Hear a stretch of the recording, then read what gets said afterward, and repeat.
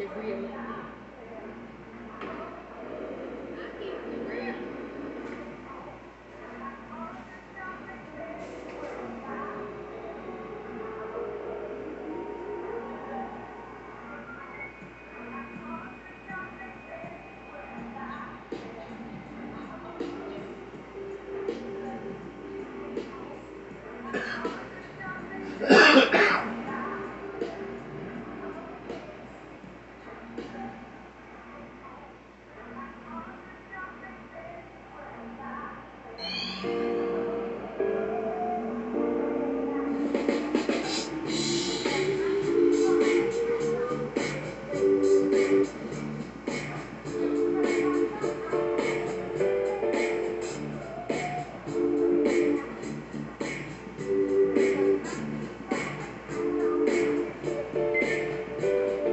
Your soul brother. Number one. My brother Angelsnupnup7 at the Reality Center. And to give props to him, because I listened to all of Angelsnupnup7's videos, I think that he comes from a different angle.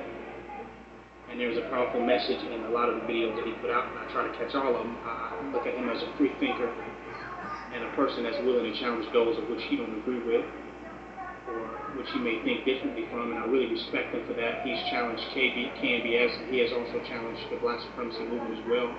And I have nothing against that, because that which cannot be challenged cannot stand, and will not stand, and will not survive the test of time. How many challenges we can withstand will determine how long we will be able to stand. Okay, and you don't realize it. You don't realize it, that God has been in prison. The devil was able to imprison God. So right into the time of the whole self, your God self has been in prison, and you have a false sense of self running rampant inside yourself.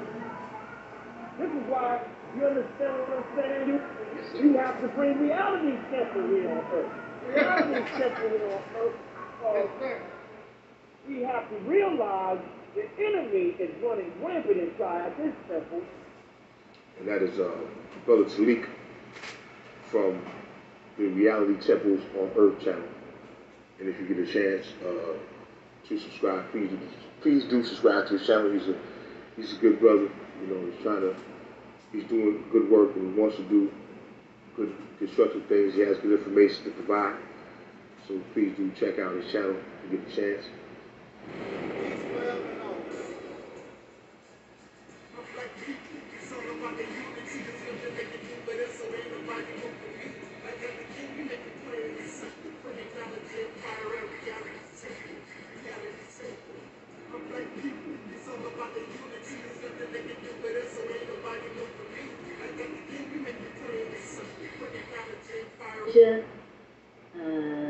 Let's see, Taalik says, can you send a shout out to my platform, the Realities Temple on Earth Internet Ministry. Our theme this year is After Purge Comes the Heal. So shout out to your platform, Taalik.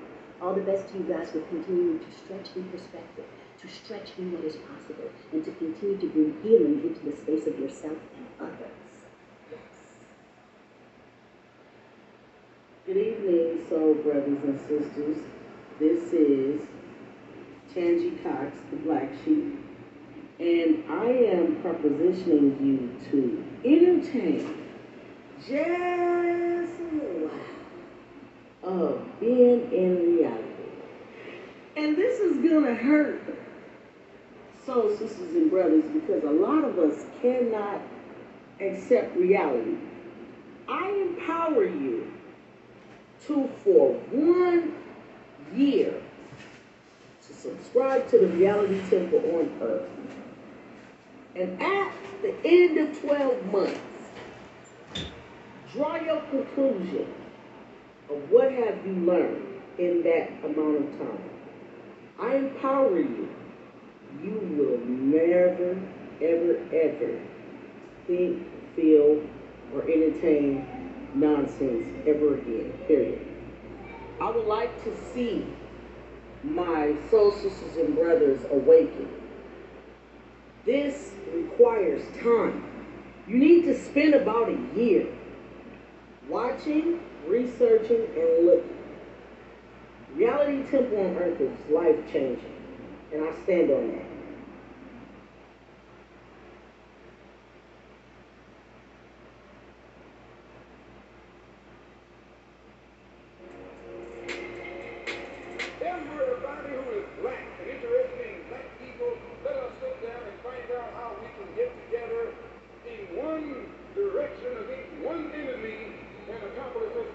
matter. When soul singer and black activist Sam Cooke wrote the lyrics to his song, "A Change Is Gonna Come," it was very direct and to the point. With some changes to it, the song was still digestible. In the year 2019, black folks continue to go through the change rather than direct the change. A community activist named Taalik Ibn'rad has made an appeal similar to what Sam Cooke was asking for. Change. It said that the meek shall inherit the earth. We ask when. When will the landlords give the meek a free lease? Mr. Ibn'rad is humbly asking for the state of Mississippi. This is Dusty Basement Studios. We approve of this message.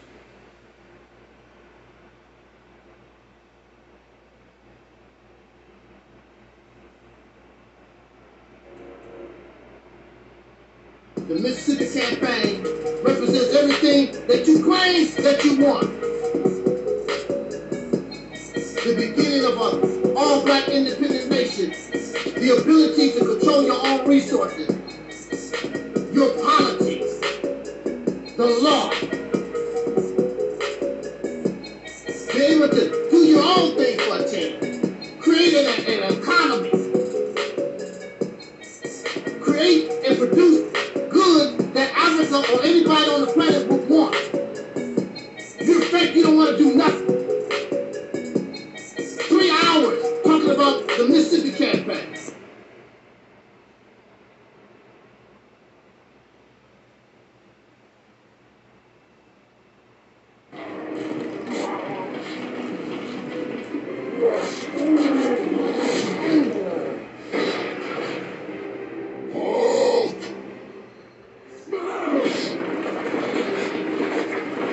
Throughout the history of the United States, the construct of racism was created specifically to oppress black people, to try to suppress our determination to achieve liberation. Like Angela Davis said, it's built into the system. Nowadays I can't believe what's going on in front of me. I don't want to watch TV and find another casualty. I don't want to read the news. My heart's already black and blue. I'm putting on my combat boots, 'cause I got an attitude. Feel like soldiers forced to fight a war. What the hell? I can't take it anymore. 'Cause for so long we've been patient, now we're done. And don't you even ask me when did I become such an angry black woman.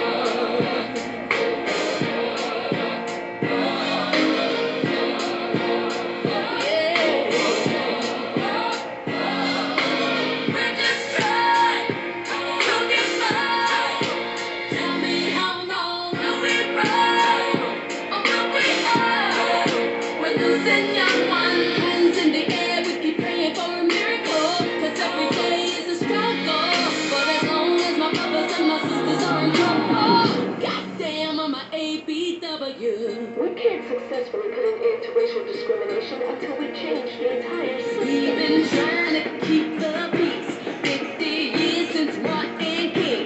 Some don't like me for who I am, but I love my melanin. Another future college grad sleeping in a body bag. Mother screaming out her lungs. She never gonna see her son. Feel like soldiers forced to fight a war. What the hell? I can't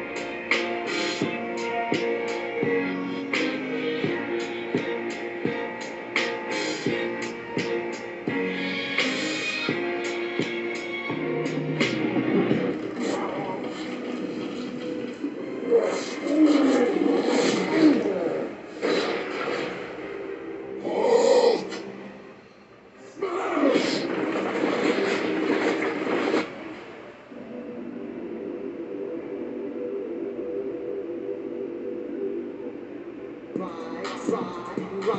Let's get this party started. Ride. Let's get this party started quickly. Let's get this party started quickly. Let's get this party started. Ride. Let's get this party started. Ride. Let's get this party started quickly. Let's get this party started quickly. Let's get this party started. Ride. Let's get this party started. Ride. Let's get this party started quickly. Let's get this party started.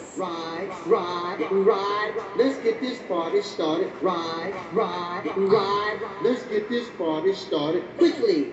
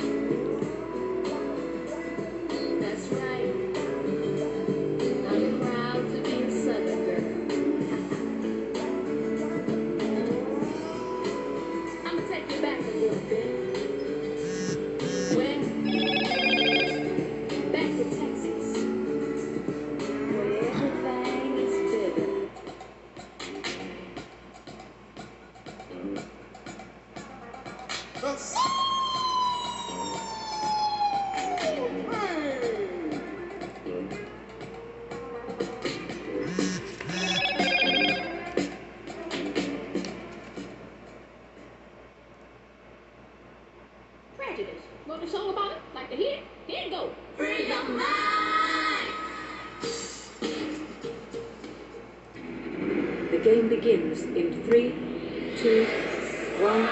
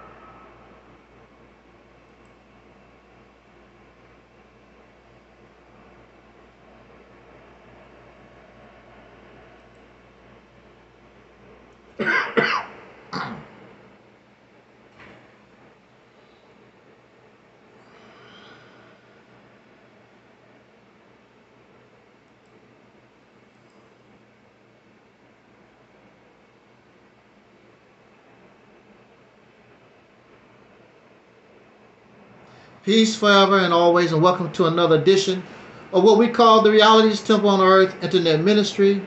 I am the gatekeeper, host of this program, known here on social media. Wherever you may find me, I am known as the mighty Angelsnupnup7. I am your soul brother, number one. I want to thank all those who have tuned in and those who will tune into this broadcast at a later time. I want to thank you so much for joining us this evening. You could be doing something else. You could be getting ready to celebrate the 4th of July. You could be getting ready to go to your sister's birthday party. You could be going down to the local bar and get drunk. You could be doing so many other things, but you decided, at least for a few minutes, you would spend a little time with your brother, soul brother number one. Since nobody wants the title, since it's not big enough for nobody, then I decided to inherit soul brother number one from our original soul brother number one, James Brown. Because soul brother not good enough for you. You want to be God and a pharaoh and all these other whatever stuff it is. I'm going to show you, and I continue to show you, that there's no other better title or label or identity than that which comes from your womb, that comes from yourself. And you bring these, and I will show you that soul brother number one, that which comes from your own mind, your own womb, is better and greater than those that are dead, those that belong to somebody else. There's nothing better than having your own. So nobody can claim my title. They can claim your title. They cannot claim my title because it comes from me. It comes from us. These other things come from foreigners. These other things come from those things outside of ourselves. I remember in the Nation of Islam, we was taught, accept your own and be yourself. I was taught that was a righteous Muslim. No, be who you are. Don't be ashamed of having a slave past. Don't be ashamed because you said massa, yes sir, no sir. Don't be ashamed of those things. That's part of our past. Many of us as individuals, we come from certain places. That's not the problem. The problem is when we come from a lower place and we stay in a lower place. That was our past. That's what we was. That's not what we are now. And since we are alive, and soul represents life, soul is the essence that gives something life. Since soul is life, since soul is energy, so since soul is the living, then soul or life continues to march into time. But that which is dead, that which is extinct, is lost in time. And that's why many of you cannot progress, because you're lost in time. Instead of going forward, you go backwards. And if that's what you want to do, that's your business, but that's not what we're going to do.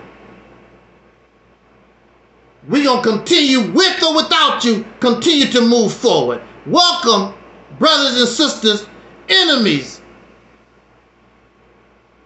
and other folks out there in YouTube land. Welcome to another edition of what we call the Reality's Temple on Earth. I don't want to hold you long. I always say that. But we're going to try to get through this as fast as possible. This is one of those, before I get into our talk, I want to send a shout out to Soul Brother 85, Deacon of Reality in the chat room. Lunch Break Chronicles, our friend who represents the Nation of Islam, I believe. Shout out to Lunch Break Chronicles. Thank you so much. those in the skies, we are simulcasting on Angelsnupnup7 YouTube channel, and we are also on Reality's Temple on Earth Internet Ministry Facebook page. So with that said, I think Lunch Break said he don't represent Nation of Islam. I just know that he likes Nation of Islam things, and we need to return to the teachings of the Honorable Elijah Muhammad. I know those are the things that's written in the chat room. So you can always come here. Matter of fact, tonight you can always come here and express yourself. Tonight, really general discussion. You can come here and express yourself.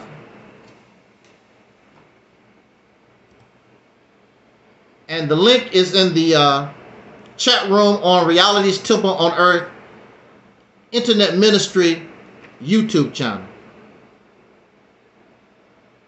This is one of these conversations where I want to talk, but I don't feel like talking. I don't know how to describe that. I want to talk, but I don't feel like talking. I was going to break the topics down in small videos and post them, but I said, well, I have enough of these small topics. Let me just do random topics, do a live stream, and do them all at one shot. And I figured that the audience would probably like a live stream better than the short little small videos, put them together like that. But I don't really feel like it, but I do. So just bear with me, because I'm not 100%. When you feel like it, but you really don't. And see, this is the situation we witnessed President Joe Biden. We saw President Joe Biden go down in flames Tuesday. Was that Tuesday? No, it was Thursday. Thursday night. I didn't watch the debate. I saw I knew they was going to report the aftermath. And Joe Biden failed so tough that even his own party members stabbing the man in the back. Now you know you're doing real bad in a debate when there's no way that they can flip-flop and spin things around to make it look like you won. So you know you did real bad. You did horrible. You did terrible. So I myself, I felt sorry for the man. It looked like he was half asleep. There was a time where Joe Biden talked, or he finished up his talk. Then they turned to Donald Trump. Donald Trump said, I don't know what the hell he said at the end of his last talk. What did he say? Joe Biden was like mumbling. I'm like, I'm like, whoa. And see, the thing about it, just like Donald Trump said, you got everything that you want to. See, Joe Biden is afraid of Donald Trump anyway. And when you don't have your act together, it makes it even worse. That's why Joe Biden put all these rules and regulations. I would debate you the same way they want to do me. You got to have all these rules and regulations. You got to have this. So Donald Trump said, you got everything you asked. You got the television network that you wanted. You got the setting that you wanted. You got the moderators. Everything about this debate, you got. And Donald Trump accepted those terms. And even under your terms, even under the Joe Biden terms, he failed.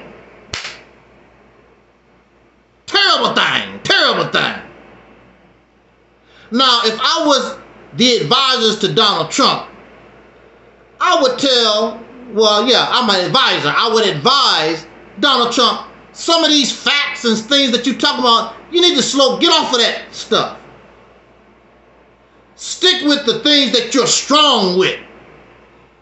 Understand, even though clearly you won the debate, stick to those things that's your strength. Don't mess with those things anymore. There's no need. There's no benefit to keep bringing those things, which really don't mean anything, up. Stick to your strengths. And you got this. Now, whether you become president or not, we don't know. But as far as this debate is concerned, Joe Biden don't have nothing coming. He's not in shape to deal with a Donald Trump. And his own boys stabbing him in the back. That's pitiful. I think the president, we should get somebody else. But like somebody said, the only Democrat that actually beat Donald Trump was Joe Biden. That's your only opportunity. Things might be different the next debate. We don't know, but we know this one is in the record books, and Sleepy Joe gonna have to do better. I'm watching all this back and forth and all this stuff, and it reminds me of when people come here and they want to teach us, they want to debate us here, and they look like Sleepy Joe. Then they start crying because they lost. They start crying because they don't know what the hell they're talking about. They want to blame me because you don't know what the hell you're talking about. You don't know how to explain it. See, the difference between you and I is I know the basics of everything that most of these people talk about. You don't know nothing about me at all. You just don't like what I say. But you really don't know me. And you really don't understand what I say because you're loyal and you locked up into whatever this belief or ideology that you're into. So I have the advantage because I already know what you're talking about. You don't know me. And you look like Sleepy Joe coming on here trying to debate me, and you really don't know me like that. You just don't like what I say. Well, explain why you don't like what I say. That's what you need to do. Before you talk about debating somebody you don't know, you need to explain to yourself. Why do I really disagree with him? That's what you need to ask yourself. Otherwise, I don't know how many people we've had so far. All of them, like Sleepy Joe, go down in flames.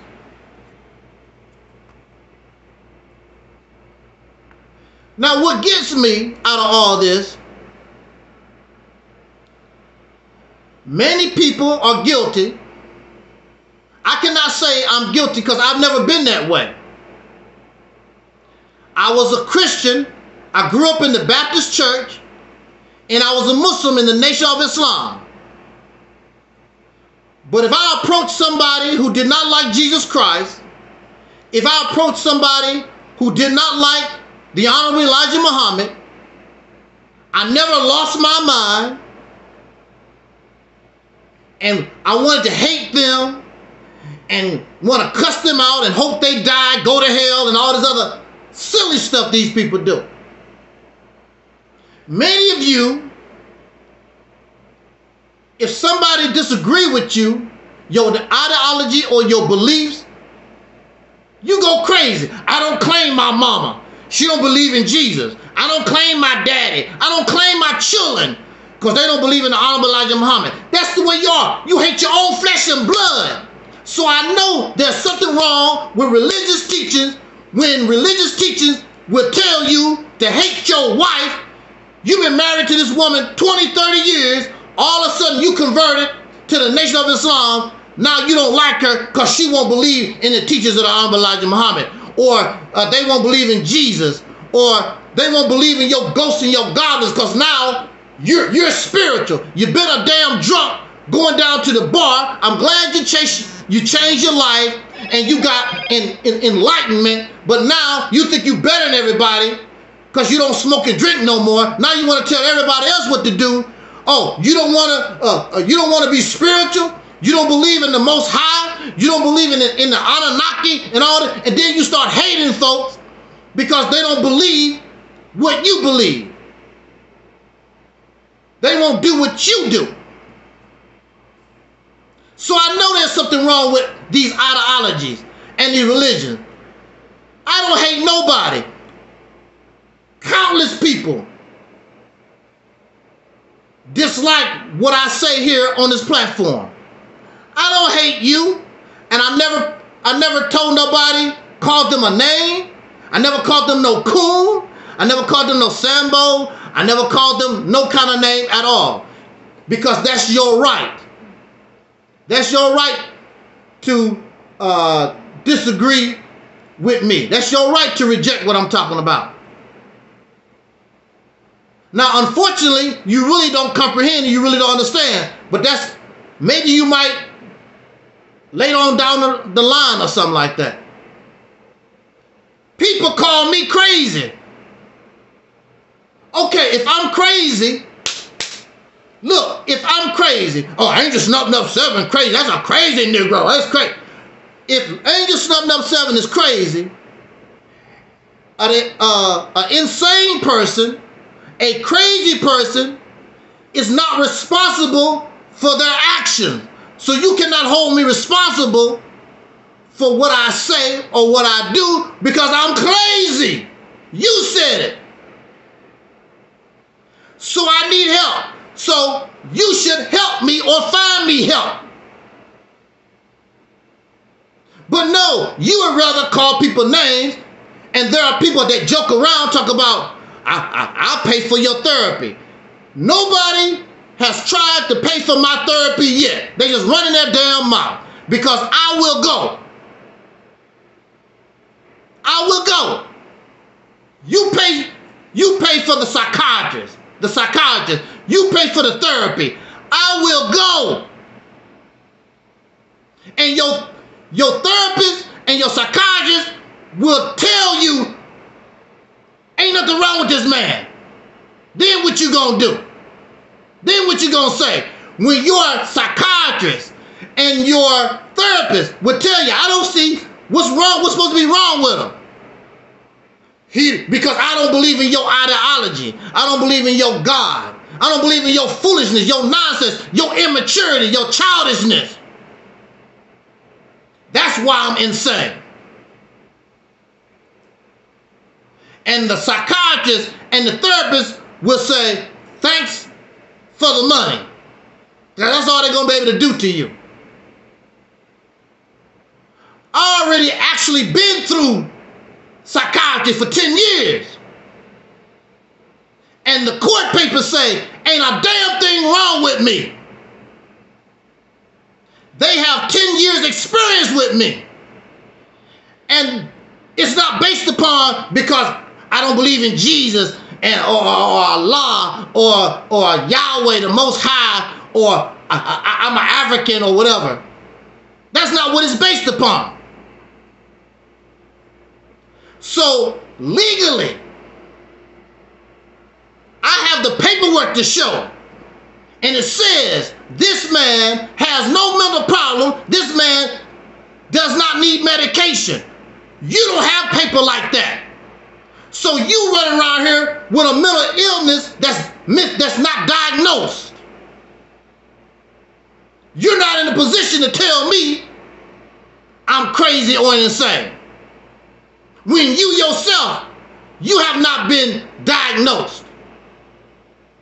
But I have, by the best. One of the psychiatrists that was my doctor is award-winning in the state of Missouri. So, if you want to waste your money, which you're not going to do it anyway, because you're just running your damn mouth, I would go to any of your psychiatrists, any of your therapists. In fact, it would even help me financially. I would be happy to do that. You're not going to do that.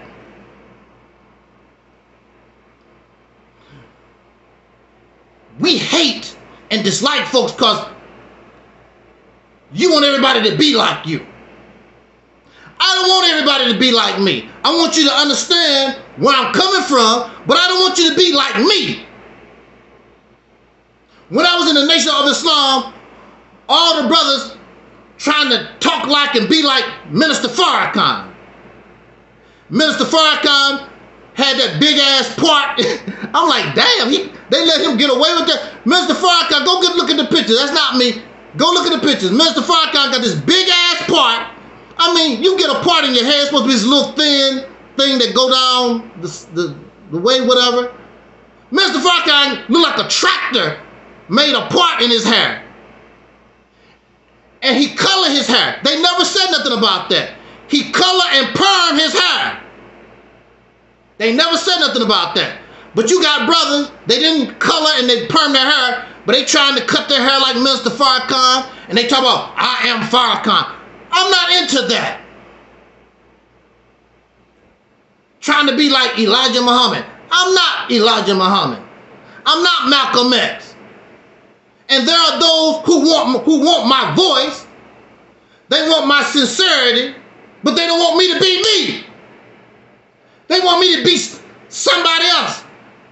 They want me to be Marcus Garvey. They want me to be Huey P. Newton or Eldridge Cleaver. They want me to be Frederick Douglass or Khalid Muhammad or somebody. I am not those men. They did their time. And they're gone. Most of them. And they were themselves. You are influenced by people in your life. But you're not supposed to be them because you're not them. Even when we come from the same womb, we're not the same. I want to be who I am. I want to be me. If I could not be me, there would not be a realities temple on earth. And I do not even want to come to YouTube. If the only thing I'm going to do is regurgitate Nation of Islam teachings, Pan-African teachings, Hebrew Israelite teachings, the only thing I'm going to do is regurgitate some stuff from the past, I might as well shut up because you have hundreds of folks regurgitating. And what is regurgitation? What is vomit?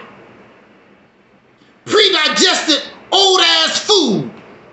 We want fresh, new food. We don't want pre-digested vomit. We're not dogs. We don't go back and lick up what we just ate. We don't do that here. We don't do that.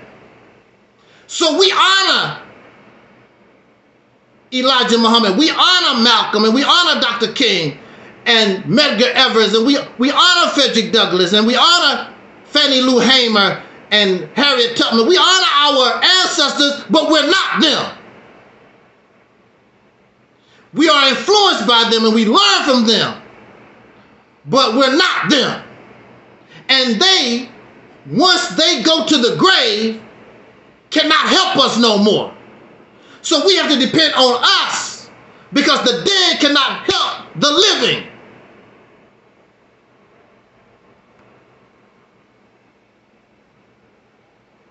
So I hate to disappoint you.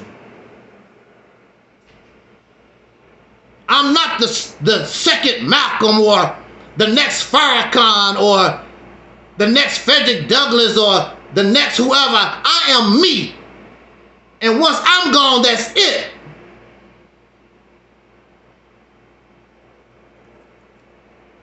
I don't want to be an impersonator. You need somebody new. Because the old clearly is not working. I don't care how much you like it. It's not working. A car from the 1920s, the 1930s, is not going to keep up with today's cars. You got to get with the program. Just like in the Nation of Islam, I was taught, we have to be fast moving, quick thinking, all right down to the modern times. That's what I was taught. The modern times is not 1930, 1950. The modern times is 2024. And if you can't keep up, I don't know what to tell you. That's why you cannot progress, because you have a 1960 mindset. You have a 1970 mindset, a 1950 mindset. You're not thinking, you're not bringing nothing new to the table. The last 50 years, we have not done nothing to add to the civil rights movement. The only thing we have done is live off the scraps of the civil rights movement. You should be ashamed of yourself. We cannot even replicate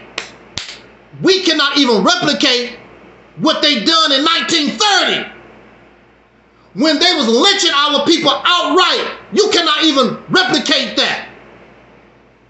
You so selfish and so greedy and stingy. You cannot even unite with your brother and sister and do nothing. They were able to unite and accomplish a little something. You can't unite to do a damn thing except run your mouth. And if you want to run your mouth, then I can run my mouth with the best of them. You want to check Angelsnupnup7? You can't do it with your damn mouth. You got to do it with your work. And you don't have nothing to show. All the thousands of dollars. You keep talking about TD Jakes and what the church do. What do all this pro-black stuff do? What do you produce?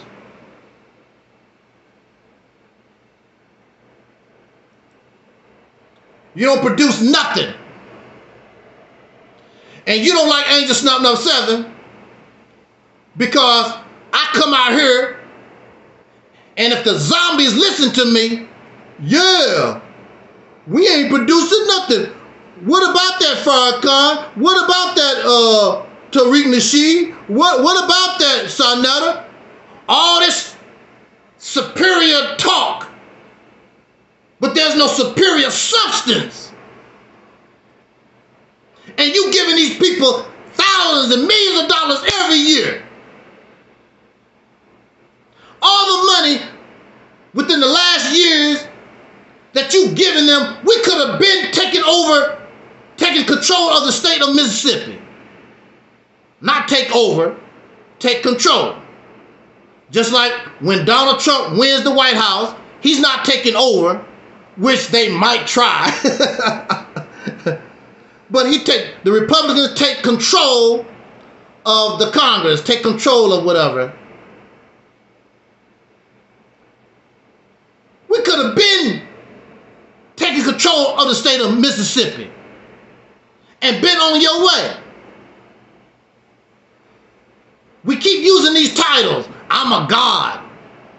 You don't do nothing godly. I'm the original man. You don't do nothing original. I'm the original man. I'm God. A God with no power. A king with no kingdom. The original man, all thing you do is copy and regurgitate crap. That's all you do. It's copy. There's nothing original about you. And the white man said, I'm the superior man. So your original don't mean a damn thing, except to you. The white man said, I'm the superior man, and I'm going to prove it. I'm going to kick all of y'all original man in the ass. And that's what he's been doing for a long time. The only thing you can do is make excuses while you're getting your ass whooped. That's the only thing you can do. Well, you see, God let the white, now God ain't did a, that the time of the white man, they say, was over in 1914, way in the 1900s. And your ass still on the bottom. And we have immigrants coming across the border every day. Within the next 10 years, they're going to be above you. Your children going to be asking them, amigo, hombre, I don't know no Spanish. Hombre, amigo, can we have a job? That's what your children going to be asking these people that just crossed over the border. Because you silly, but you don't give a damn because you're going to be dead. We're going to talk about that too. That's part of my topics. Talking about death. You don't want to hear about death? I guess you need to leave. We're going to talk about death and dying. And that's why a lot of these, and you listen to all these old geezers, they don't care about you because they're going to be dead within the next 10 years or so. And you're going to be doing the same thing, regurgitating, trying to copy what they done. Look, it did not work with them. They failed. What makes you think it's going to work for you? Your job is to understand why they failed so you can win. But no, you're going to do the exact thing that they done. You have the same mindset as they do. Because I'm following the teachings of the Most High Elisha Muhammad. I'm following the teachings of Noble Jew Ali. I'm following the teachings of the Alba Marcus Gavin. I'm following the teachings. I'm following the dead people. I'm following the dead people.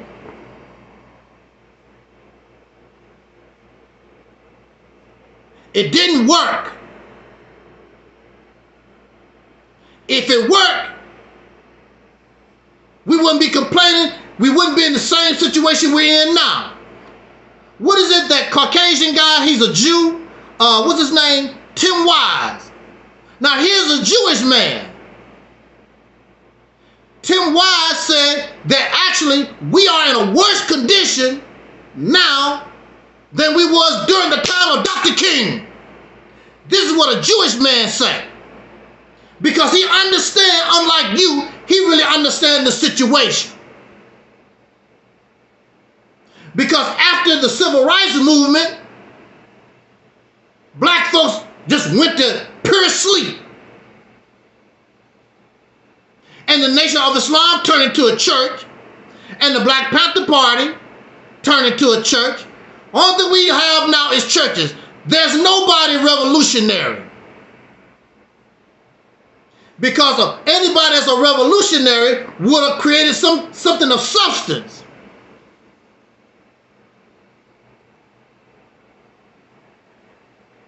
And you have not created anything of substance.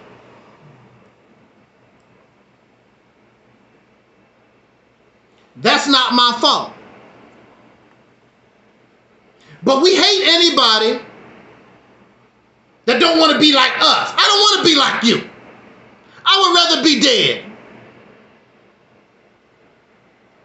I don't want to pretend I'm Elijah Muhammad.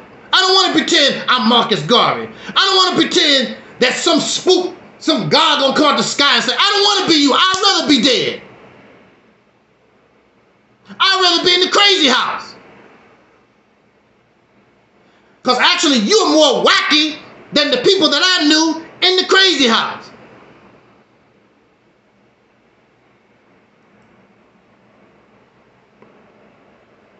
You're more wacky. I should know. You're more wacky than the people in the crazy house. What do that tell you? Because you want to know something? The people in the crazy house didn't get angry and upset when you didn't believe their hallucinations and their delusions. I never met none that got angry at me. I said, man, I don't believe that. They didn't get angry and upset. You get angry and upset. You don't believe in God? You don't believe you're a Pan-African? You don't believe whatever this stuff that y'all believe in, whatever. You get all angry and upset. You hate your mama, you hate your daddy, you hate the grocery store manager down the street, you hate your neighbors, because you want everybody to be like the zombie you are. You're a damn zombie. We don't do zombie here. Now look.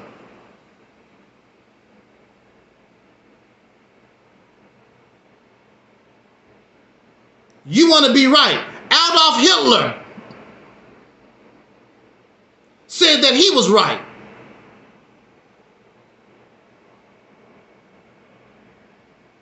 And Adolf Hitler murdered those who disagree with him. And that's the way you are. You have the same mindset. You will run around here, yeah, Adolf Hitler, he was an evil man. You have the same mindset.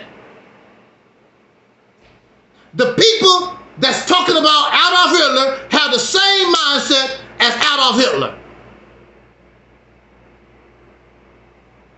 Now, why, if Adolf Hitler had a problem with the Jews, why couldn't he just simply say, look, why don't y'all pack up y'all bags and I'm going to get y'all out of here. Y'all need to leave Germany. He didn't do that. I'm going to take you out your house, put you on a train to concentration camps. That's what Adolf Hitler decided to do. What kind of mindset is that? You're going to blame this group of people because you poor. You're going to blame this group of people because you cannot get yourself economically stable. So you're going to blame another group of people. Same thing in the United States. Prior to the immigrants, when these white folks unemployed, they starving, it's the black people. Black people taking our jobs. That's what they do. And then they go through the South and they start killing black folks. You ain't gonna take our jobs. You ain't gonna run our country. And you a victim. You a victim of this. And you have the same mindset. We gonna put the white man back into slavery. That's what the Hebrew Israelites say. Kill the white folks, kill their babies. You have the same mindset. But it's wrong when somebody else do it to you. It's wrong, Adolf, when somebody do it to you. It's wrong, Sleepy Joe Biden, when somebody do it to you. It's wrong when somebody do it to you, State of Israel.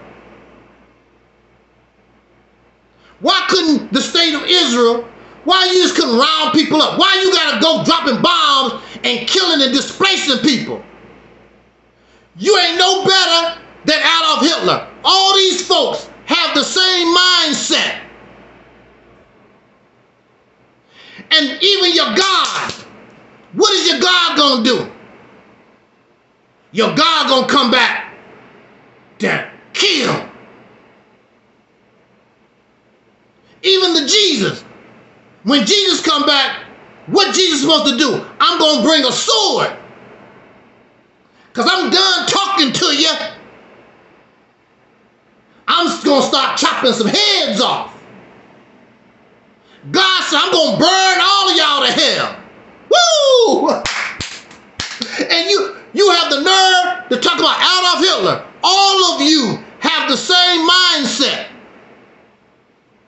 Because somebody somebody don't want to live how you want them to live, do what you want them to do, I'll kill you. All of you. Even in the Nation of Islam teachings, there was a scientist, and he wanted to do things his way. And since he couldn't get his way, he decided to try to blow up the earth. Woo! Now that's Nation of Islam teaching. Now Adolf Hitler, as far as I know, the white man has not tried to blow up the earth. According to the Nation of Islam teachings, this fella tried to blow up the earth. Because he mad, because he want everybody to agree with him and do what he want them to do. Can't y'all see you're sick? You're sick. What's the purpose of murdering innocent people? To put fear. Why did they hang the slave? Why did they lynch the slave in front of the other slaves? Fear. Control.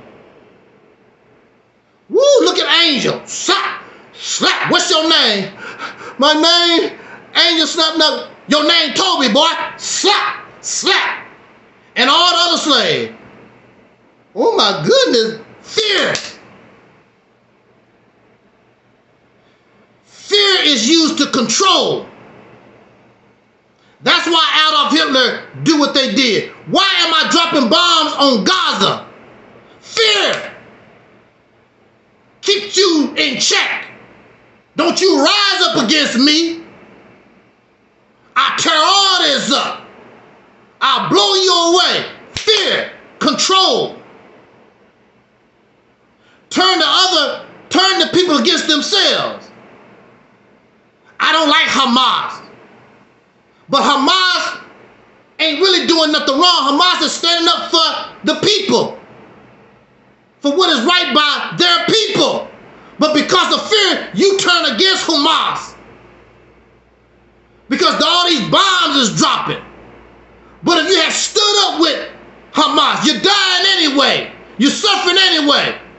You should have joined and let's do it. I'd rather be dead than continue to live like this. Because the same way I can bleed, you can bleed too.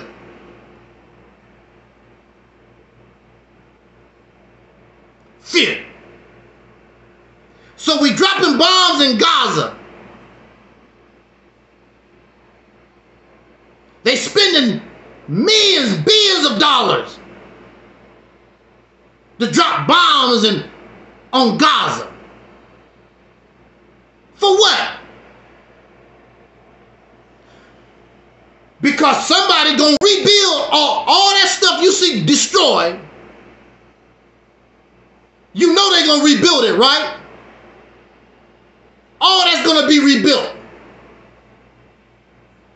Because after you do all this dirt, you're gonna rebuild it. And they're gonna have a peace plan and all this old bull crap like they normally do. Because you understand that war makes money. The weapons of mass destruction, these companies making big time money for every bomb dropped in Gaza. So they're making money. Then they're gonna turn around. Woo! Then they're gonna turn around and gonna make more money because American contractors, Americans gonna go there and help rebuild the stuff that they tore up.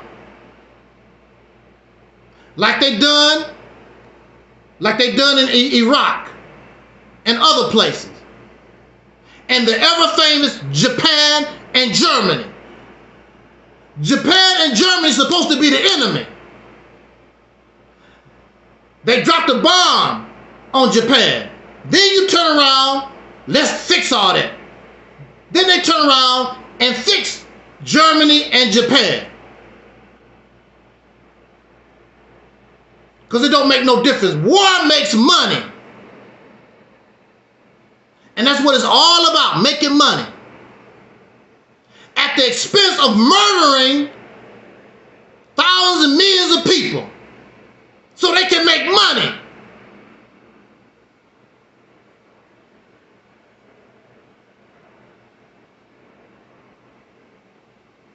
Because somebody got your tax dollars, our tax dollars, is going to go to rebuilding Gaza, Palestine. Our tax dollars building Iraq.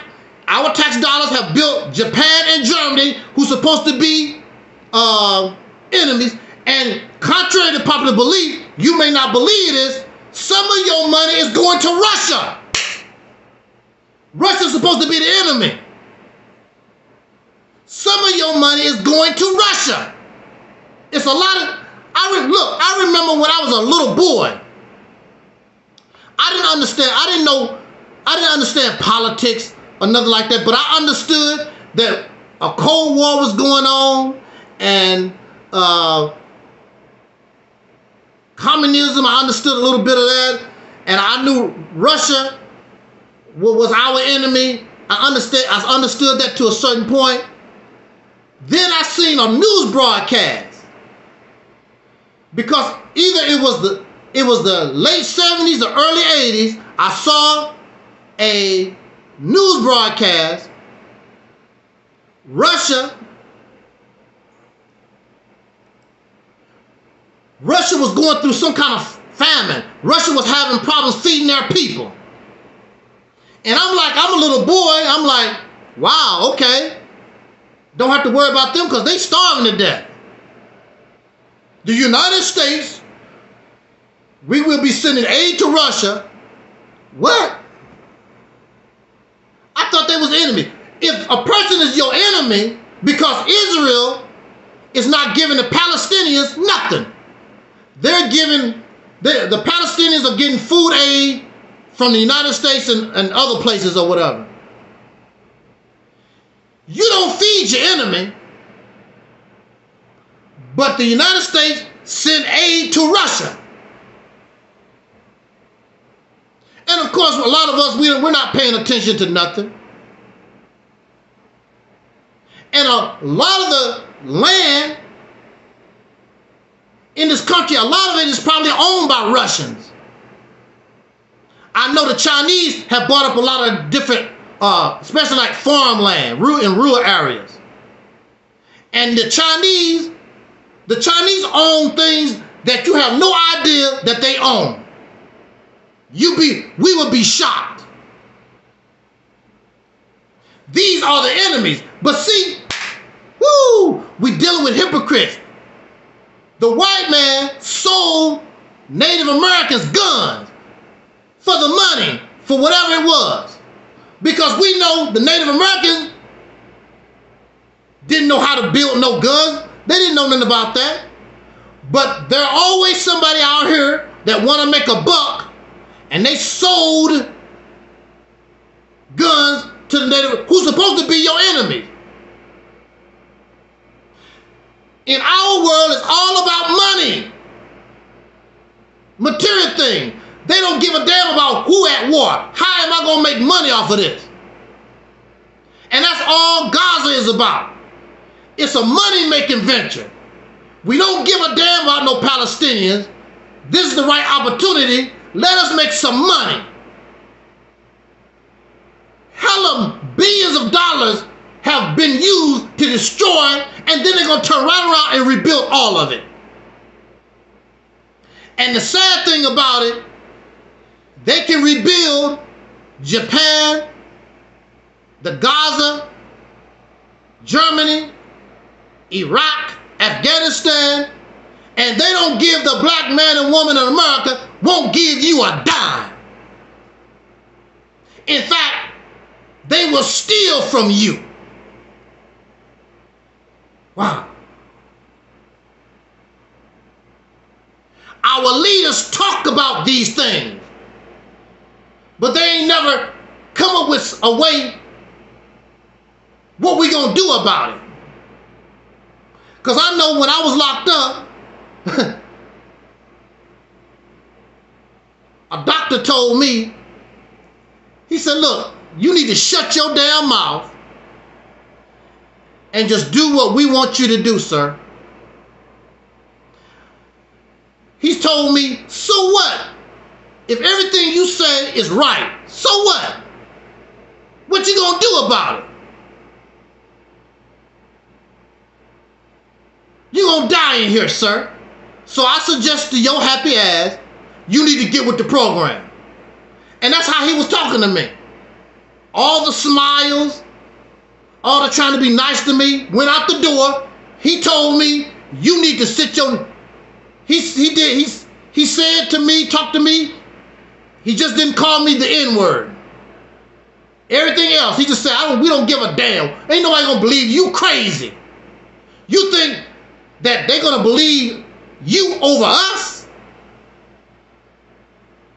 They pointed me to my grave site, which they don't bury people, which I didn't know at the time, but they have a cemetery.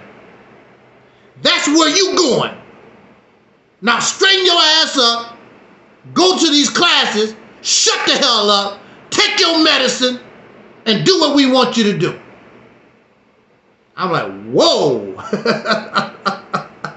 Whoa.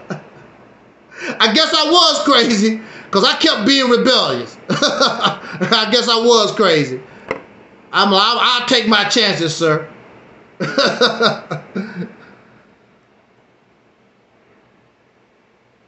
So the bottom line, all this is going on.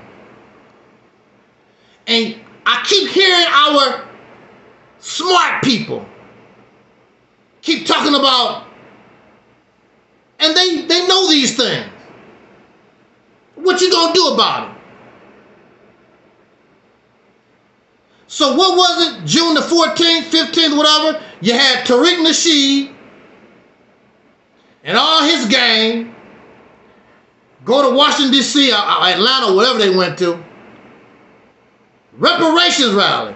How many reparations rally? We was having reparations rally before Tariq Nasheed was born. We went to court for reparations before Tariq Nasheed, before Yvette Carnell and Tone Talks, whatever they are names are, before they was born. And you got nothing. Because you don't understand the situation you're in. You don't understand the people that you're dealing with. And they tell you in your face, I'm not going to give you nothing. It's like this. Somebody owe you $100. Hey, bro, hey, man, it's been 2 weeks, bro. You know, where my $100? I ain't giving you nothing. Oh, come on, man. Don't be like that, man. You know, come on. You know you owe me $100, bro. I ain't giving you nothing. What you gonna do? That's why a lot of people in the grave right now over money. Somebody borrowed some money and they didn't want to pay. Because what you gonna do about it? Because I ain't giving you nothing. The United States understand, they know that you qualify and we should have reparations. They don't want to give you nothing. What you gonna do if I don't? You ain't gonna do nothing about it. So you don't get nothing. Our leaders keep telling us, oh, we need reparations. I ain't giving you nothing. So I guess you're just gonna keep begging.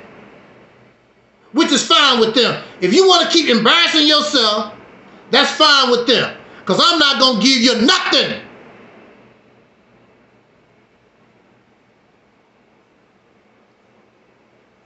So you ask Tariq Nasheed, you ask Yvette Carnell, you ask all these reparations folks. Okay, they're not giving you nothing. What you gonna do? They don't have no answer. They're not going to do that. And they're not going to cross that line because they know if they cross that line, these Peckerwoods is coming for them. Tariq Nasheed is not going to cross that line. He loves and he enjoys his way of life. He's give you some feel-good stuff, and that's all you're going to get. That's all these folks give us. They're not going to cross that line where we need to cross. You give me my damn money. You give me my damn reparation. What you going to do? Oh, okay. In a conversation. In the conversation. We ain't talking no more. Because you're going to see what I'm going to do. Exactly. Most of these folks are nothing but reparation scammers. The only reason why they stand up for reparations, because even before we actually get reparations, you know, they set up these committees and things or whatever, and the government will pay somebody like Tariq Nasheed or Yvette Carnell. They will pay them a salary to try to get this together. It's all about money. And then not only are they going to get that salary, but when they actually figure out what reparations is, they're going to get that too. So Tariq Nasheed going to have generational wealth for his half-breed biracial children. Yvette Carnell going to have reparations for her and her lesbian wife. It's not about you. It's not about us. It's about enriching their pocket. The black struggle itself has been used to make people rich. We talk about the Nation of Islam. At the time of Elijah Muhammad's death, they figured the Nation of Islam was worth at least $80 million. Well, when it all began to fall apart, who got all the $80 million? It all went to Elijah Muhammad's family. My people didn't get a dime. They was in the Nation of Islam ever since the early 1970s. When Mr. Farrakhan passed, everything he got going to his family. All these people, oh, Mr. Farrakhan, you ain't getting nothing. Because that's what it's all about. These organizations is just to pump and make these leaders rich. Now, if you notice, none of the original Black Panthers got rich because that's not what it was all about. None of them was trying to live rich. Our people, Tariq Nasheed, all of them want to show off. I live in a mansion, I'm living rich. Malcolm didn't live rich. Fannie Lou Hamer didn't live rich. Real freedom fighters didn't live the high life. What was his name? It was an actor back in the day. It was an actor. It was an actor who could have made lots of money. He was an excellent actor. What was that brother's name? Some of y'all can probably help me. He was a brother back in the, what was his name?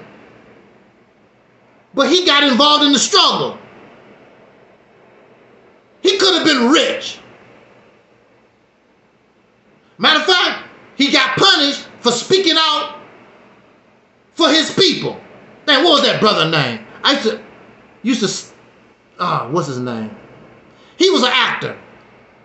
He was an actor, I think back in the 30s and 40s or something like that. I forgot what his name was. Those who actually stand up for the struggle, they don't get rich.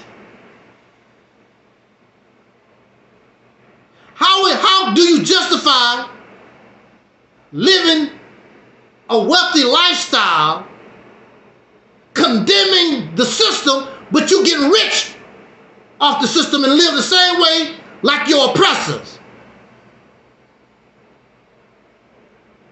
No, it wasn't Harry Belafonte. He was before. He was way before Harry Belafonte. What was that name of that brother? I forgot what his name. I used to say his name all the time when I was in the Nation of Islam. I forgot what that brother's name was.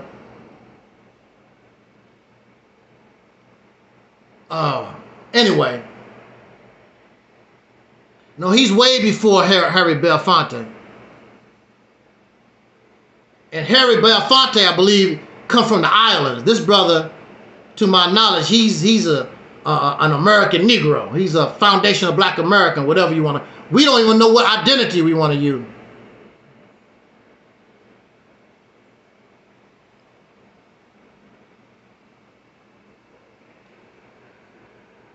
You ain't no different.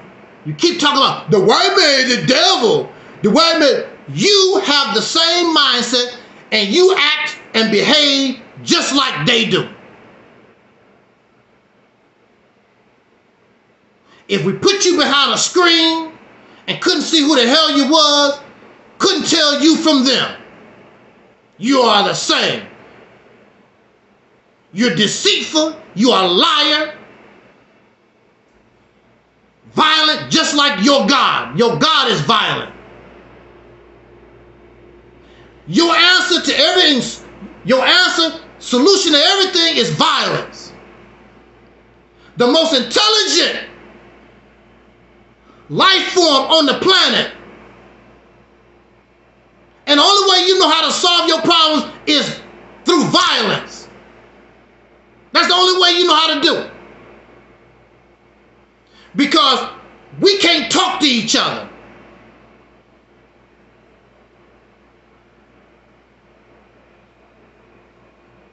Because you got to be like who I am.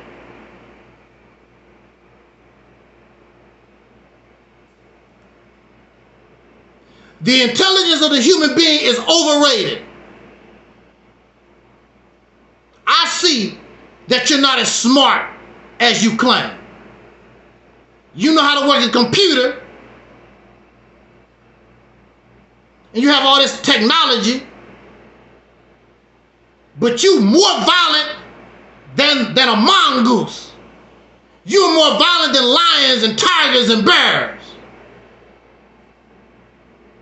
You got all this intelligence, but the only way you know how to solve your problem is through violence. Then you talk about, you act like you shot when little children shoot each other, serial killers, stalkers, all this. You're violent. Nobody grows up. You know, when I grow up, I want to be a serial killer. You know, when I grow up, I want to drop bombs on GAZA. Nobody is born doing that. The environment and the mindset, your violent, destructive life form,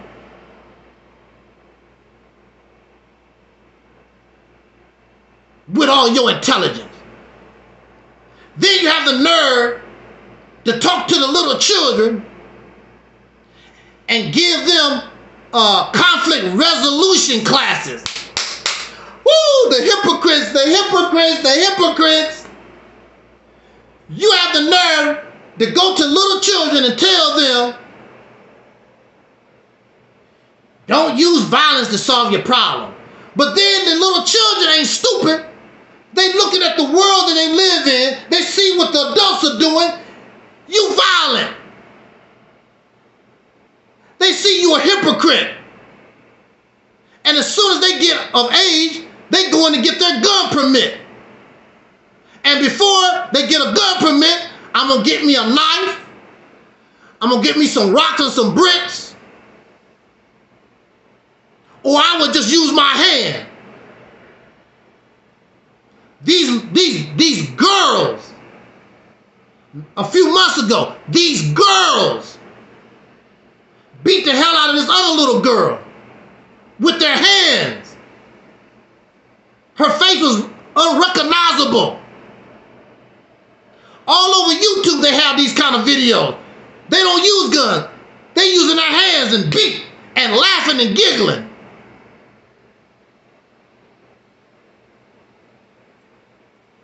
One of my little nieces almost got caught up in a beatdown. Violent children. And then if you go see the parents, you see why. Because a lot of these parents are violent and nasty and profane. So you see why their children are like that. Conflict resolution. How many bombs they dropped on GAZA? Conflict resolution. Even under the law of the United States, you only use enough force that was used against you. We know and we can say that what Hamas done was wrong. But in retaliation, what the state of Israel done is insane. They could have got those hostages, all their hostages back and ended this stuff long time ago. But now, I'm going to teach you a lesson. This is our opportunity to make some money.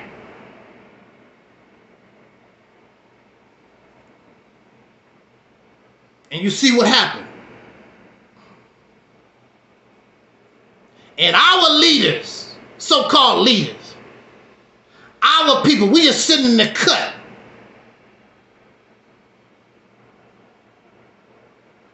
And we keep following them to nowhere.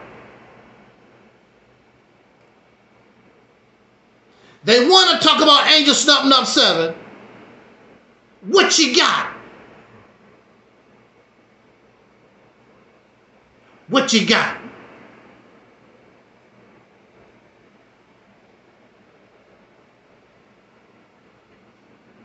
Lunch break said, I think it was going back to, we was talking about Adolf Hitler, told them to leave. Yes, they were warned. I don't know if it was official. I believe it was just out there. There was nothing really official telling them, I think, that you need to leave. Because a lot of those people didn't believe it. And they stayed. But because they stayed, why didn't you just put them on a boat and make them leave? No, what you decided to do, I'm going to kill them. I'm going to use them as guinea pigs for medicine experiments and other crap. I'm going to burn them up in ovens and gas chambers and stuff like that. That's what I decided to do.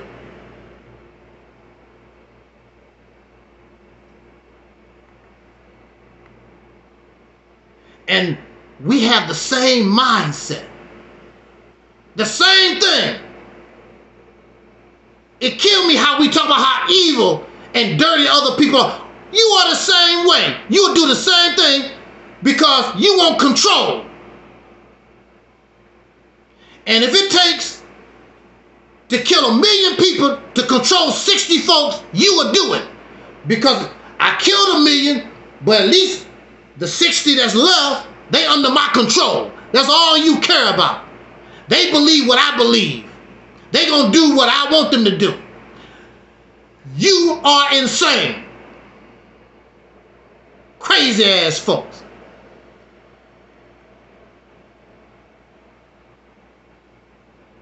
Now with the Negro, a lot of this, no concern of ours because we don't have any power anyway. A lot of us gonna go vote in November because it makes us feel like we part of the system, like we have a little power, we have some say-so. But you know, we like to drink. We like to smoke. We like to party. Here you are, supposed to be an adult man, adult woman. The only thing we thinking about is partying. That's why videos like this, even the big shots, they don't get the views. Party videos, silly stuff, get millions and millions and millions of views. They go viral. Silly, childish, and you think it's children, it's adults. It's so-called adults that make the childish stuff go viral. The majority of our people don't even want to talk about our situation at all, period. These videos should get millions, but that's because we don't have adults. Dr. Francis Cress Wilson said, we are immature. We are childish people.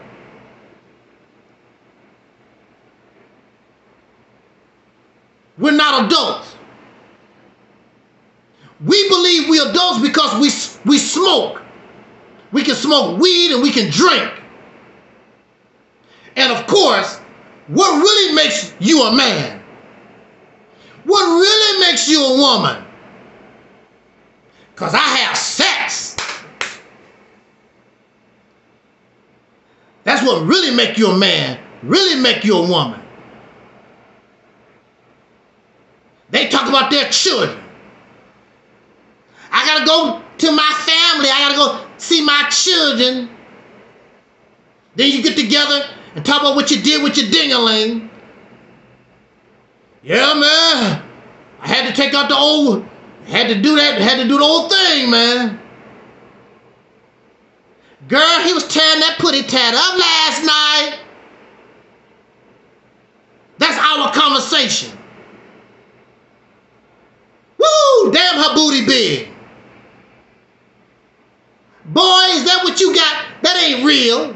Oh yeah, believe, you can believe that. It's real, all right. Oh, you can believe that. We talk about porn and sex.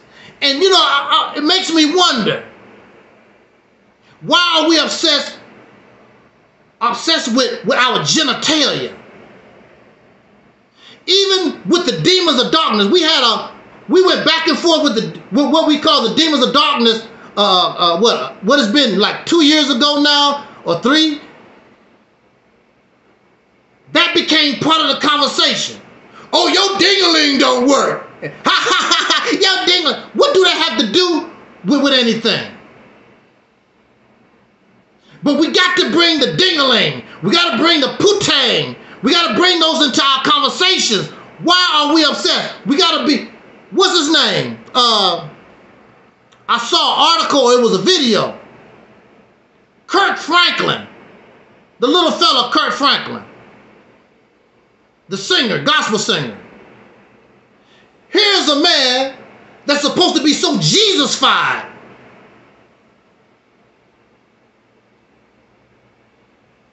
And come to find out, he's addicted to porn. How you gonna be into Jesus? You gonna sing songs. You gonna sing songs dedicated to Jesus Christ. The majority of your life, majority of your time, and you still find time to become a porn addict.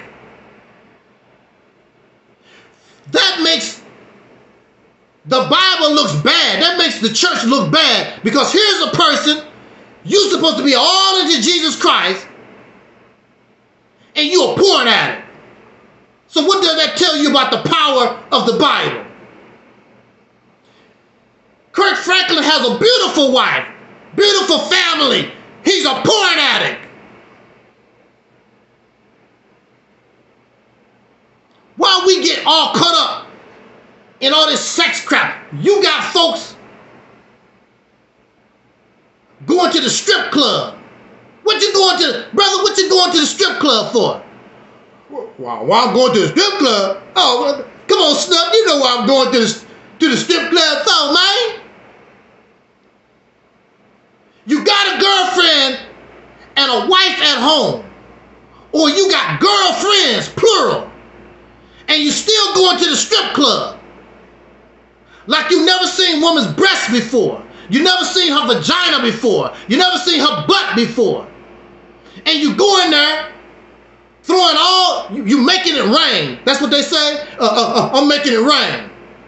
For what? What you need all this booty and ass for? I need 3, 4, 5, 6, 7 wives. For what?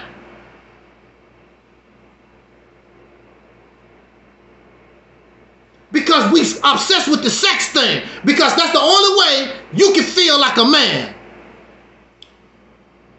Richard Pryor did a joke. He was talking about when he was in jail. And see, some of you may not know that, but some of us from the 1970s, you know what I'm talking about. Because brothers had a habit. Brothers had a habit of like putting their hand between their legs, holding their penis between their legs in the 70s. And Richard Pryor made a joke about it. He was talking about they was in jail and the brothers was holding their penises in the jail, even in the courthouse, going up to the judge. And the judge was like, hey, why you guys hold your things like that? And Richard Pryor was like, because you done took everything else, motherfucker. You done took everything else. And he was even talking about Andrew Young, who was the secretary or ambassador to Jimmy Carter, and he was holding his penis in front of Jimmy Carter's wife, and she was checking it out. And he was like, oh, I'm sorry, First Lady, I didn't mean to hold my thing in front of you. Oh, that's all right. Bigger than a peanut. We had that habit. But Richard Pryor's joke explained why we are obsessed with the sex thing. We got to bring that up. We got to talk about it. Because that's all we really got. We really don't have, with all our accomplishments. Look at somebody like Beyonce.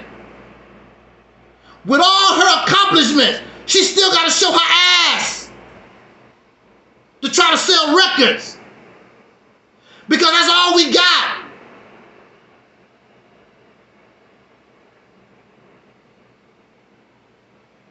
Because we don't have nothing. We don't have nothing to be proud of. We're not producing nothing of substance.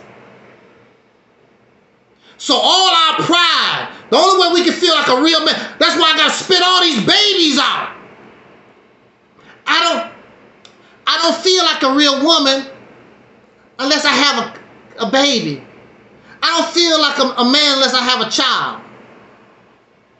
But you don't produce nothing for that child. As rich as Beyonce and Jay-Z is, they produce no baby milk. They don't make no baby shoes, no baby diapers. So when it's all said and done, when you take all the glamour and the glitz away, you know that you ain't nothing but a damn slave.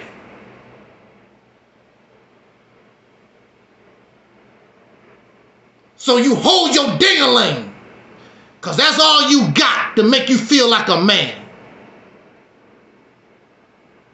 The black gender war. What is the black gender war is about? It's about sex. Arguing and fighting over sex, not over resources, not over a river, not over building an electric tower, building an internet system. It's over sex, over your ding-a-ling and your putang.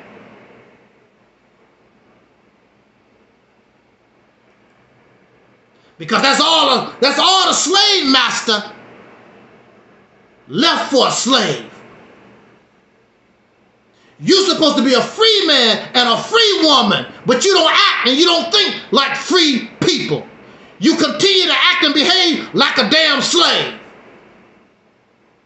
So I don't care how rich you are, who you think you are, how bad, you ain't nothing but a feral ass slave running around here with your ding-a-ling in your hand. And we're not even ashamed. We're not even ashamed of it. It's out before the world. That shows you how you've really fallen.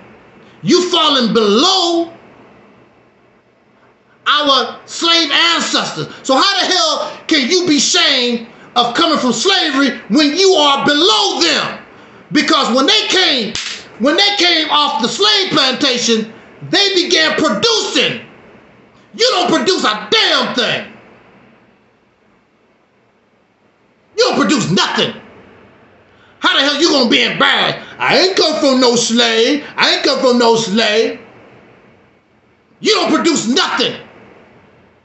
Where's your towns that you built? Cities that you built? These are slaves. They couldn't read and write. Came out, got together. Some of them was educated. They formed their own towns and cities. You don't even control your neighborhood in 2024. When the lights go out, they out. You can't even bring your lights back on.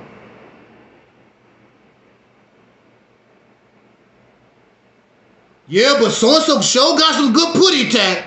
I don't care what Snupnup talking about. That girl got some good putty tat, man. I ain't gonna lie about it, man. She got some good. That's all you got left. I'm not holy and righteous.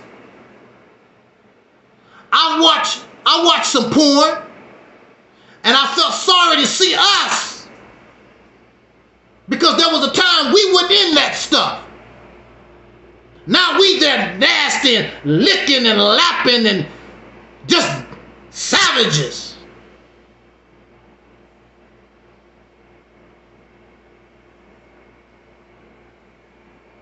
Our women should not be part of that. We as men should have a system set up. She don't have to get involved in stripping and pornography and all that stuff. But the black woman has no man. The only thing she got is this thing that holds his nuts.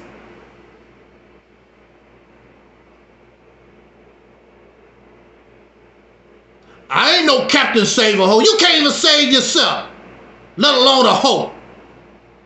Real men don't let his woman become a hoe to begin with. The reason why she's a hoe, because you ain't no damn man. Anybody can come in your neighborhood and mess with your women and your children.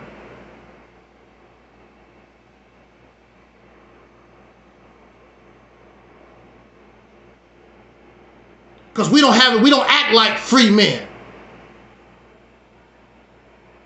We still act like slaves. So the slave master or some other man can come and get your woman. She has no protection. And then you wonder why she don't have any respect for you. Have no respect for me and you. Because we have not earned it.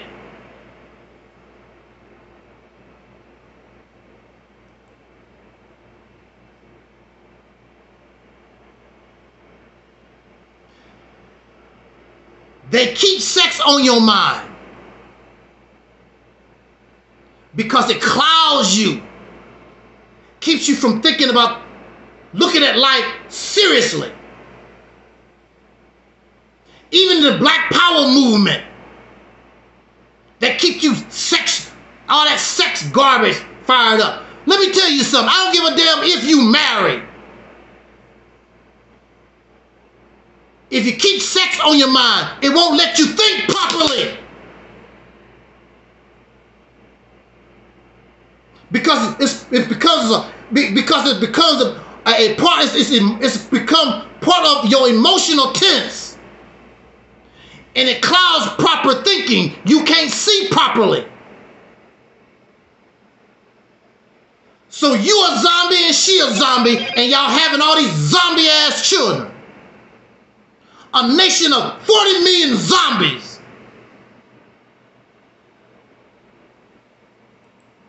With all your different gods, Yahweh, Yashara, Allah, Jesus, whatever.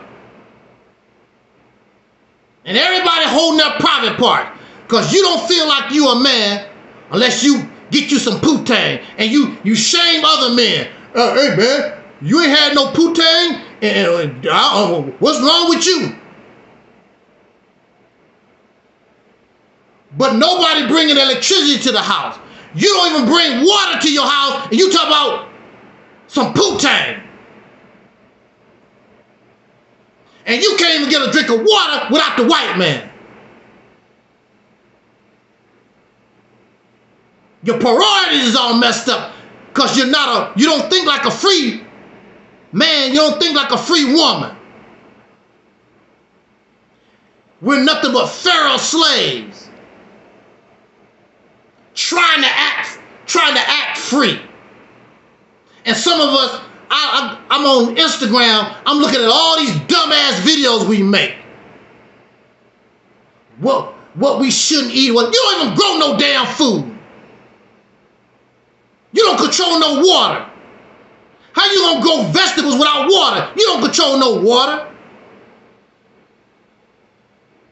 You don't control no trees. You don't control nothing. But got all this high science and whatever. You can't even provide the basic necessities of life. And in order to be free, if it take me to eat beans for 2 years straight so I can actually have freedom, then so be it. I don't give a damn about your diet. I want to be free. The only thing I can produce is beans. Well, I'll be a bean-eating fool for the next 2 years until I can get myself going because I'm going to be free. These my beans. I grow my beans. In order for you to do your spectacular diet, you got to get all your stuff from other people. You don't produce none of that crap. So you're a slave. And that's America's problem. America used to produce a lot of things. Now America is a consumer nation. They got to get things from China, things from India, things from whatever. When I was growing up, the only thing I ever saw was made in America. All this came from America. And now they're getting stuff from all over the earth. They become a consumer. What happens if those people say, I don't want to sell it to you no more? I don't want to deal with you no more. Then what your ass gonna do? We don't never think about that. We always think about, I got a job today. But we don't think about, what if I don't have a job tomorrow? We just some today thinking ass folks. Then we look stupid. And you so intelligent. But even ants know better. Ants get everything while the gettings is good. So when things get bad, they cool. You don't think like that. You remember that old story about the ant and the grasshopper? And we act and behave like grasshoppers. But you got you some poutine last night, didn't you? Oh yeah, don't be shy, brother, don't be shy.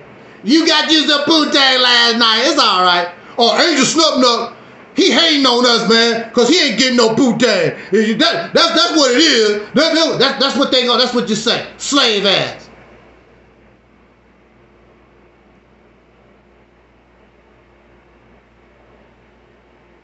You're supposed to love this woman. You're supposed to love this woman.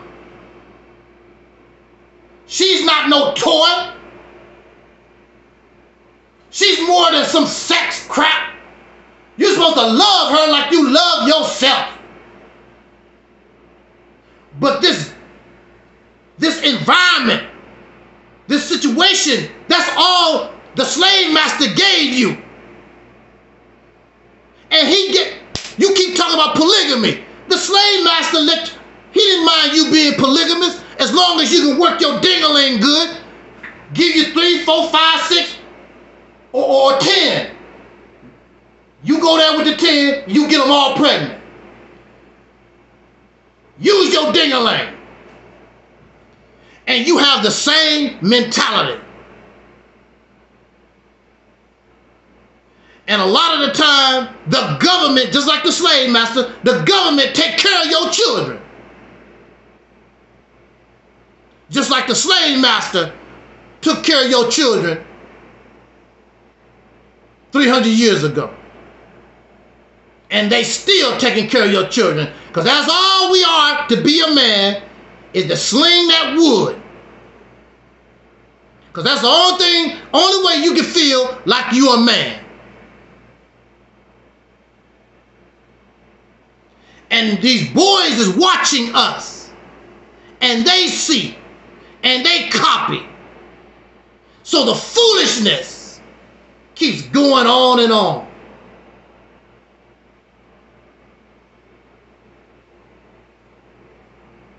Physically, you are an adult, but mentally, you're still a slave. Mentally, you're still a boy. They get angry at me because I say that we're not full functioning men, and I will respect you. I will still respect you as a man, but you're not a full functioning man. You will be in the military, you will still be a buck private. We looking for Marines, we looking for Green Berets, we're looking for the Rangers here, not the buck privates. So you a man, I will let you, okay, I will call you a man, you're a buck private. You the lowest of the low.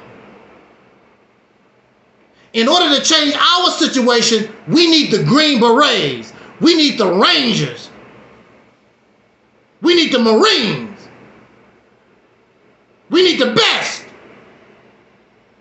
And you're not the best. You're buck privates. You have no stripes. You're still in boot camp.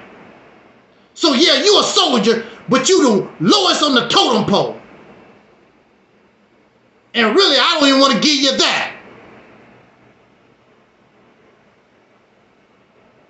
Because you ain't going to fight nobody except yourself. You would threaten me. And you would shoot me. You would stab me. But you ain't going to do that with the real enemy. You ain't going to do that with somebody that really need it.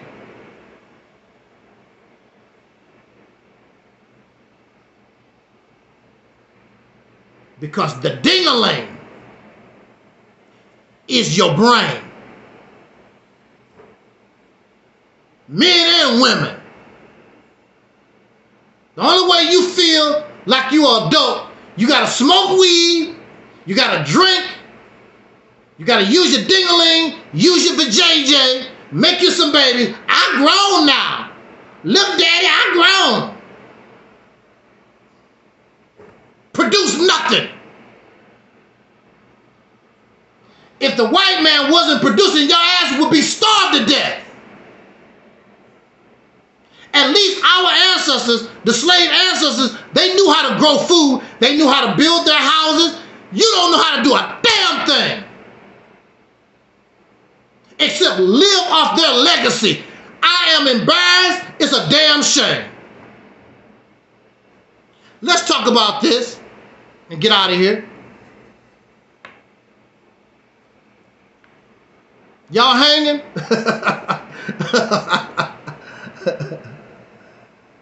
Because I know some of us, that ain't me, that ain't me. Oh, I said all of us, including myself. We, all of us, we're not full functioning adults. We don't act and behave like full functioning adults. The least you can do is say, that's true. The first step to healing is to confess and admit that you have a sickness, that you have a problem. And that's why we can't progress either, because ain't nothing wrong with me. Something wrong with you. Something wrong with you. Something wrong with you. Ain't nothing wrong with me. And probably in less than 10 years, your children going to be begging these immigrants from Venezuela, somewhere in South America, wherever they come from, Brazil, wherever they come from, Ecuador. Your children going to be begging them when it should be vice versa. They should be coming to us for help. We going to be going to them. Oh, you know what I'm so I'm done. I really don't even want to talk to them. It's embarrassing. It's embarrassing. Because I can see it. It's embarrassing. How are the children that have been here for 500 years going to be begging people that just came across the border 10 years ago, going to be begging them for a job? Woo! Okay. All right. All right. Let's go ahead and bring this to conclusion. Woo! It's embarrassing for me. I don't know about you. It's really embarrassing. I mean, we talk a good game, but when it come down to it, so what? Nobody is impressed by your big shot talk. The only one who's impressed by your big shot talk is other lazy ass people, do nothing people like yourself. These immigrants are not impressed by nothing you talking about. Nobody in Gaza don't give a damn about nothing you talking about. Donald Trump don't give a damn about what you talking about. Even Sleepy Joe don't give a damn about you. We just here because we follow leadership and we listen to people that put us in a position that nobody listened to us.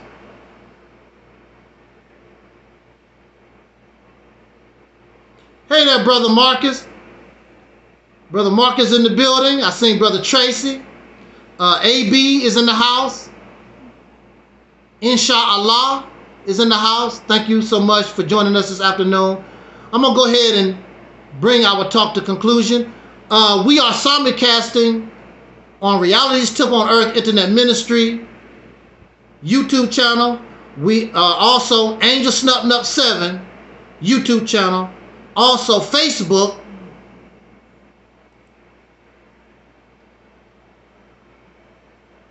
Also Facebook, Reality's Temple on Earth Internet Ministry. Shout out, I got you this time, Brother Freddie. Brother Freddie Scott in the house. Brother Freddie Scott in the house. He said, talking blackness, talking those facts. Brother Freddie in the house. All right. They don't want nobody to listen to Angel Snupnup.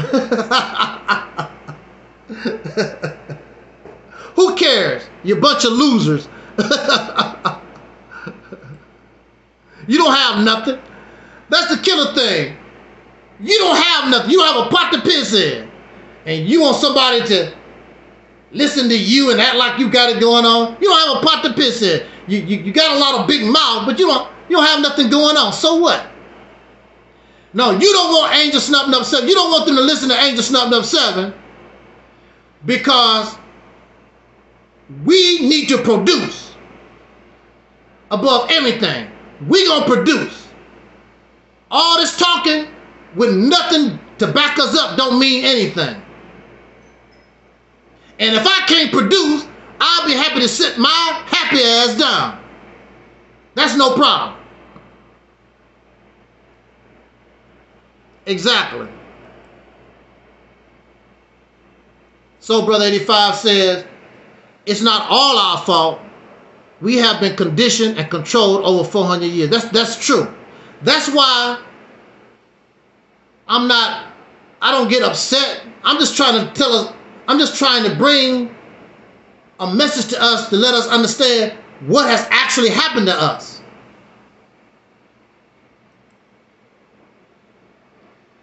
Because I will never tell you, don't blame the white folks. They did this. But we know they're not going to help us. We have to help ourselves. The time of blaming the white man, that's over with. Now what you gonna do? What we gonna do for ourselves? Talking about, oh, the white man did this and the white man did that. That's not gonna help change our situation. When I was locked up, talking about what they did to me was not going to get me free. I had to find a way, how am I going to get out of this? Hell, I even used them. They gave me certain information I used to help my situation. That's the way you have to look at it. They wasn't doing it on purpose. They wasn't doing it on purpose, but they was giving me information, just like these people. If you attack the problem the right way, they will actually help you to get you what you want. Woo! You just don't know. Oh, the Holy Ghost got me, y'all.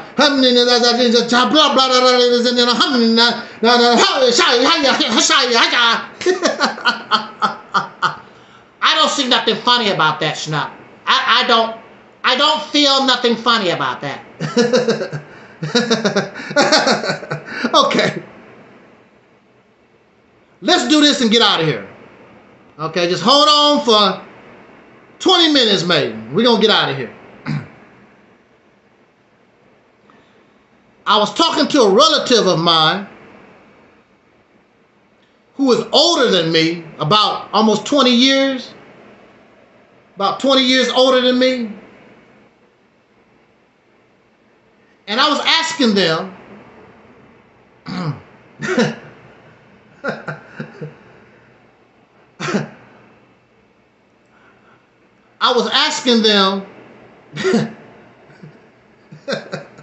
AB got me laughing. Okay. I was talking to a relative of mine who is about 20 years older than me. And I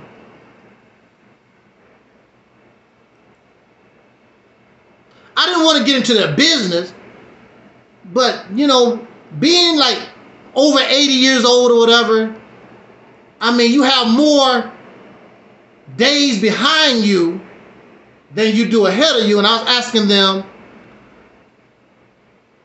how have they prepared? What they plan on doing? Because I know, as many of you know, I was diagnosed with cancer in 2020. And so I immediately began to, you know, try to get my affairs together, because at that time I really didn't know what was going on. And so I knew I had to go ahead and try to get those things, because I do not want anything of mine that I leave. I do not want that to go to the state. I would rather, I don't care what my relatives do with whatever I leave. I'm dead. It don't do me no good. So, but I want to make sure my relatives get whatever I leave. So I was asking them, what have they done to prepare? You know, have they settled their affairs? You know that, well, you don't know. I'm going to tell you what they told me. I ain't going to do nothing. I said, what about your house? I ain't going to do nothing. What about your car? I'm not going to do, I don't care. What about where you're going to get buried? I don't care about that either. They don't care about being buried. They don't care about being cremated. They don't give a damn about nothing. They told me when they die, I don't give a damn. Because they going to get rid of that body. They don't care. So they spend their money any kind of way. They do what the hell they do. They live their life and don't care. I'm like, wow. You know, some of us, especially when we have children, we want to try to set up a will, a trust or something, try to set those things up and make sure little Johnny gets this and little Akbar gets that and your daughter gets this and your son. Myron, I don't give a damn. I don't care. They don't care about being buried. Don't care about no cremation. They don't care about nothing. Believe me, when I die, they're not going to let that body lay in the house. They're going to get rid. So I don't care. I'm like, whoa. They don't care about a headstone. They don't care about nothing. I'm like, wow. And when I had that conversation with them, I heard a talk from Denzel Washington, which made me want to talk about this real quick. And what I'm going to say is in relation to what Denzel said in that small video that I watched. And he was talking about the year 21, 24. So 21, 24. Okay, we're going to put that on the board. So that's 100 years from now, right? The year 21, 24. Now, we may not want to think about it, but you do know, chances are, the probability is very high by the year 21, 24, all of us will be gone. All of us. The house that you lived in, if it's still standing, somebody else will be in that house. They will be on the land. People that you hate will probably be owning the land that you got right now. Even your children, a lot of your children will be gone in the next 100 years. We will be gone.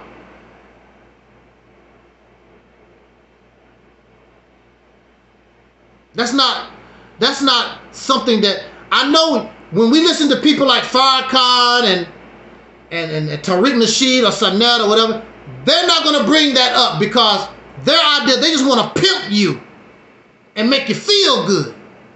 But we want to talk serious here.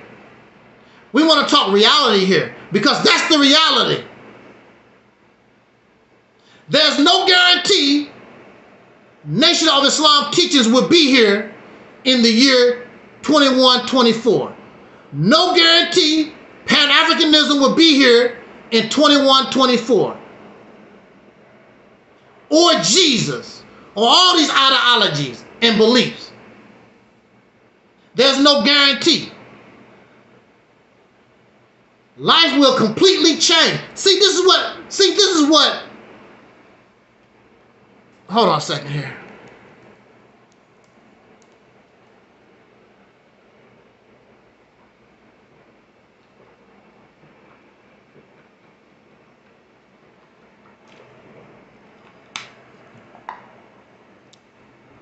See, this is what people don't really understand about the Mississippi campaign. The Mississippi campaign is a vision designed to keep us on a certain path even to 21, 24, when all of us will be gone. And see, the thing about the Mississippi campaign, unlike these beliefs and these other ideologies, the vision of the Mississippi campaign is designed to be flexible and keep up with the flow of change. To keep us quick thinking, fast moving, right down to 21, 24.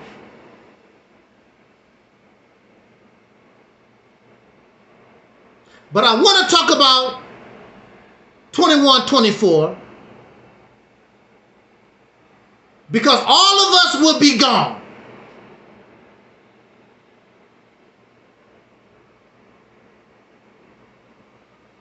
Many of us will be totally 1,000% forgotten. It's even even possible, because we don't know what might happen within the next 100 years, it's even possible somebody like Michael Jackson will be forgotten by the year 2124. But the Mississippi Campaign, the vision for those, our children, our progeny, that carry and understand that vision, they should be able to survive and move and be flexible through that time. There's no need for me to talk about 2124 because we're not going to be there.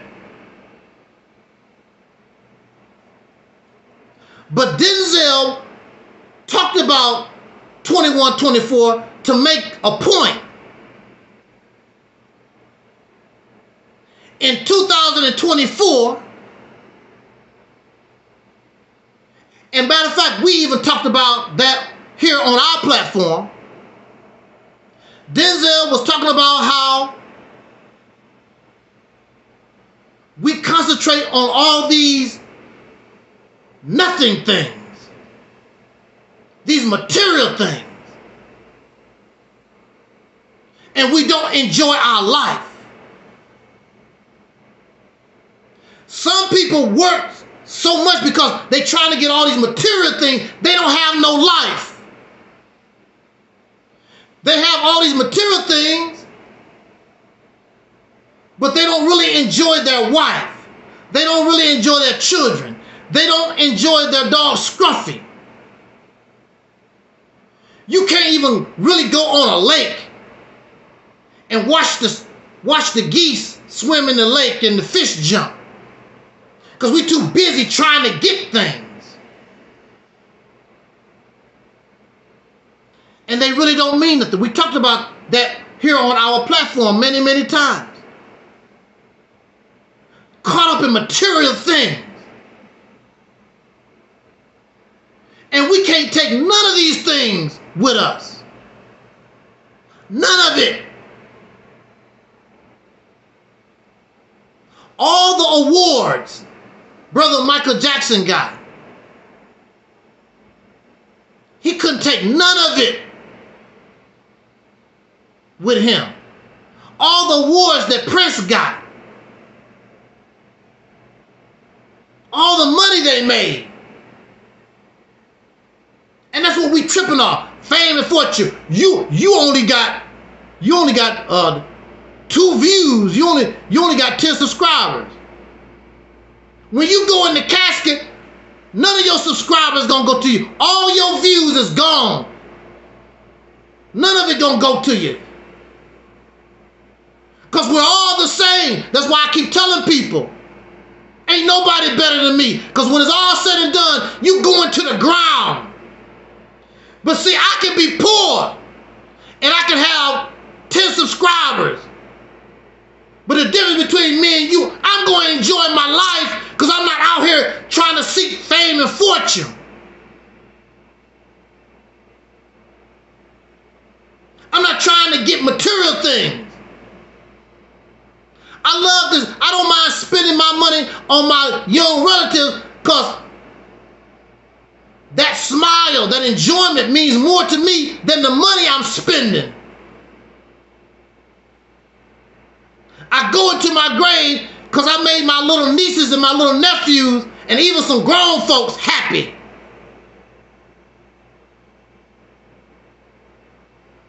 That don't mean nothing. When you go into the cold ground, your fame and your fortune don't mean nothing.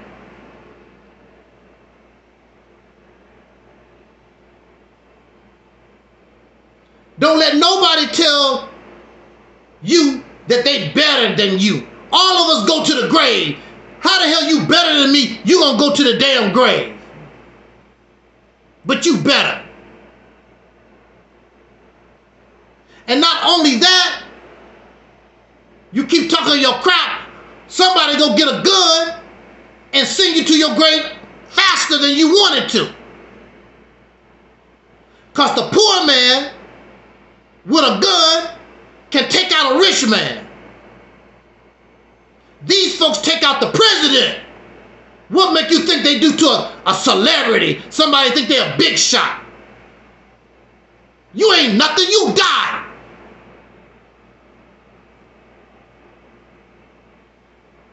I don't care how much security you got. If somebody really want you, they'll get you. If they really, really want you. And they have the resources. Because you will die. They know you will die. Because ain't nobody better than nobody. Why I can't say that what the Realities Temple bring is better? Not because I'm arrogant, but because this is a different time period.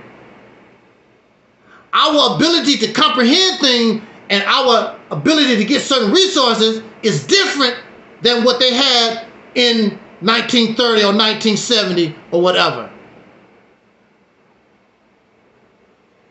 Why I can't say that? Because I'm living. Once they put you in the ground, it's over. The clock stops. Time no longer exists.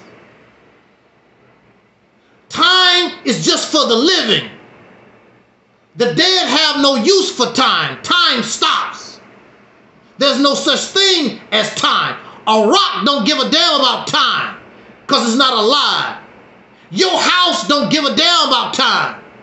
All these things that you fall in love with, your cars and your houses and your fancy clothes. They don't keep it with time. They are only affected by time. Because that rock will slowly turn into dust. And those fancy clothes that you got will slowly wear away and rot away. We live in an environment, we have lived in a period of civilization where nobody gives a damn about life. That's why it's easy for humanity to sit back in the cut and watch bombs get dropped on Gaza. There should be world outrage. Oh, they justified. Because they all think the same way. Killers, violent. Material things. Look what I got. Why you gonna go to Paris? So you can look around, see what they got. You don't want to go to Africa because they ain't got nothing. So you want to go to Paris. You want to go somewhere.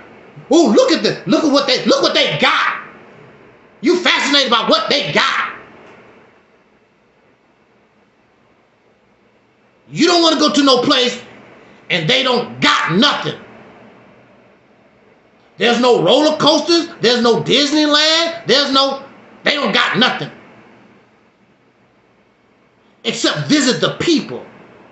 I've never been to this town before. Let's just go here and just visit the people, say hi. How do y'all live? Whatever. We don't give a damn about people. What y'all got? How can I enjoy myself?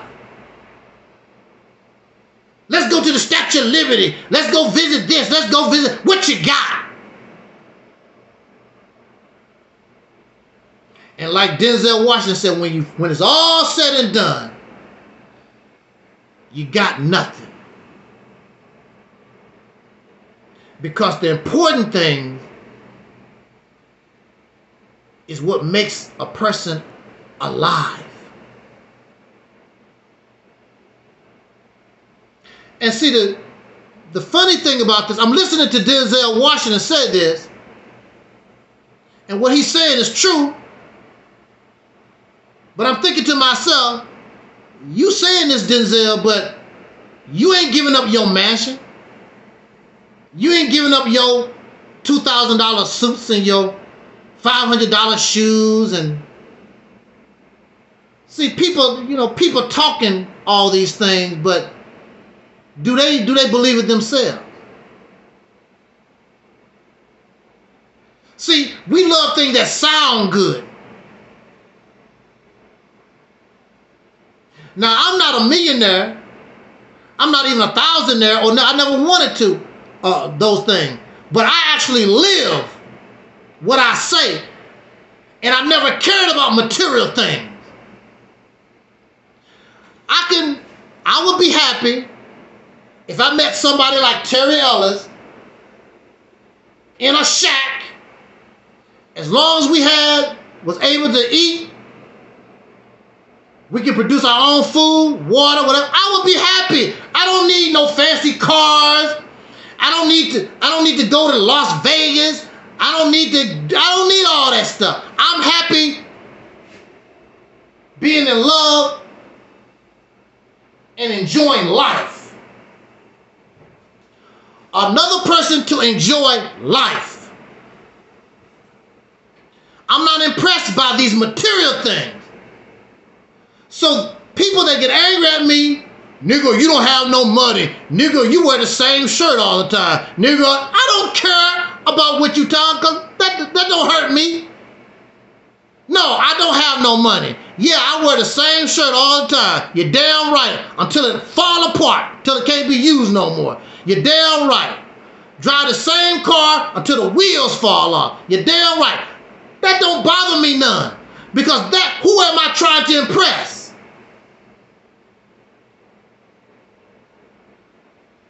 That don't mean nothing to me.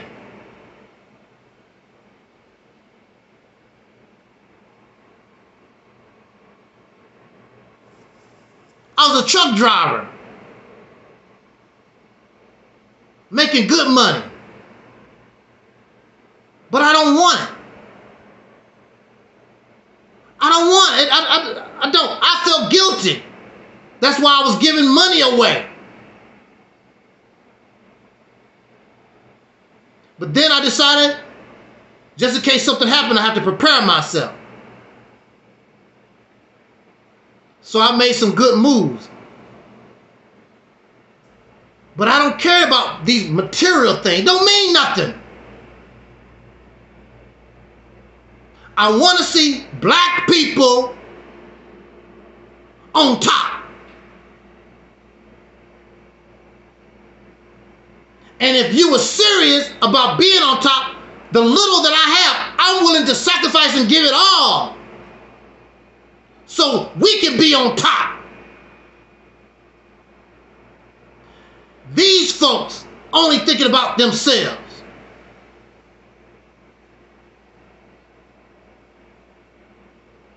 Generational wealth. For who? The Mississippi campaign is about generational wealth for us, for the 40 million. When they talk about generational wealth, it's for me and my family. They only looking out for themselves. What's wrong with generational wealth for us as a people?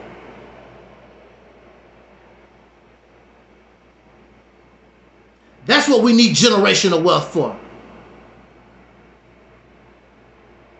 But we have this, I got mine, you get yours attitude. We're not going to get nowhere with that.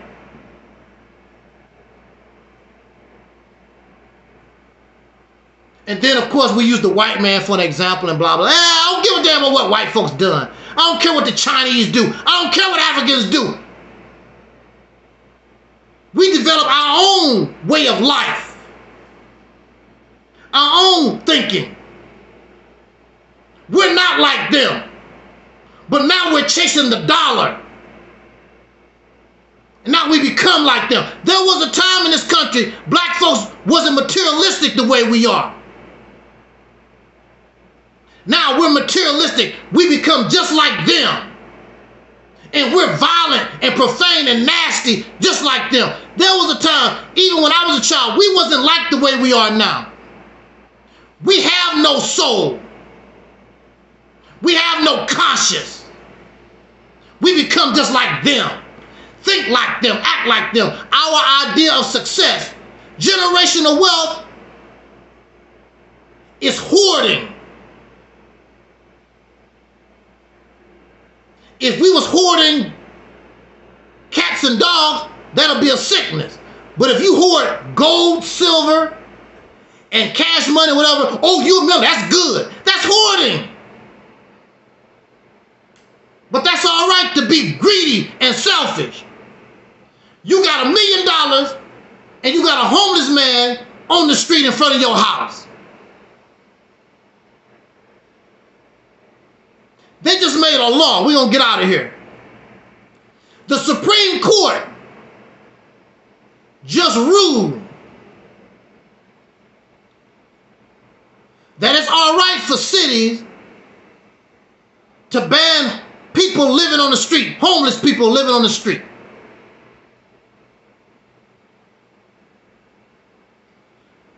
They're going to make poverty illegal. Woo! Crazy stuff. So what you gonna do? Put all these homeless people in jail? You don't have no room for the real offenders. So you gonna get a person who didn't really break the law, except they homeless. You gonna put them in the jails. You gonna waste police officers' time taking homeless people, take them to jail, then they get out, they go back on the street, police officers see them again, take them back. Stupid stuff. All the money you spend and gonna spend on that nonsense, you could actually give people a real home. Even these tiny homes they can start building. They have these little tiny homes that a lot of folks are getting into now. But it just goes to show you, we have no compassion for humanity. There are people who work from paycheck to paycheck on a banana peel from being homeless. Especially when you talk about California, places like that, the rent high as hell. You have people that's homeless that have a job. They go to work every day. They cannot afford that high-ass rent. But we only think about ourselves. And that's a wonderful speech that Denzel gave. But Denzel is not giving up his mansion because that's a symbol of his success. I'm better. Look how I work. I'm great. And there are people who give these amazing speeches, but they don't live it. That's for you. It ain't for me. But I'm telling you, that's how you're supposed to do it, not for me.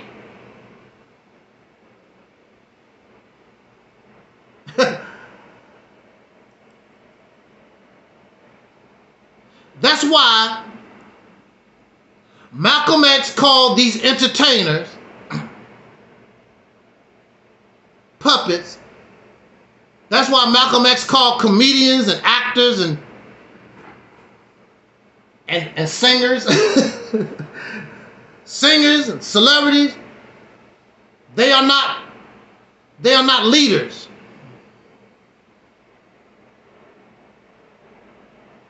Most of them are puppets for the system. Because how can this man give this great speech, but look how you living, sir? And then you want to make sure you give your material things to your children. You're not going to give your material things to strangers and help your neighborhood or whatever. These celebrities, people with money, they only give chump change to certain, charities and whatever, because they have a lifestyle that they want to live. 18-room house and 5 swimming pools or whatever. I don't care about, I've never cared about that. The most happiest I ever been in my life, when I was a child, dirt poor, and all my family members, we was getting along pretty good for a while. I was very, very happy. I didn't care about no material thing. That made me happy. It still makes me happy to this day. But we caught up in these things. And you're not going to take none of it with you. None of it. I'm happy when you come here and listen to this broadcast. That makes me happy. When you come here and listen to this broadcast, that makes me high. It's a natural high. It's natural happiness. And when you do this, because there's many times I want to quit. I'm done with this. I'm tired of talking to these folks, whatever. They ain't gonna never do nothing and blah, blah, blah.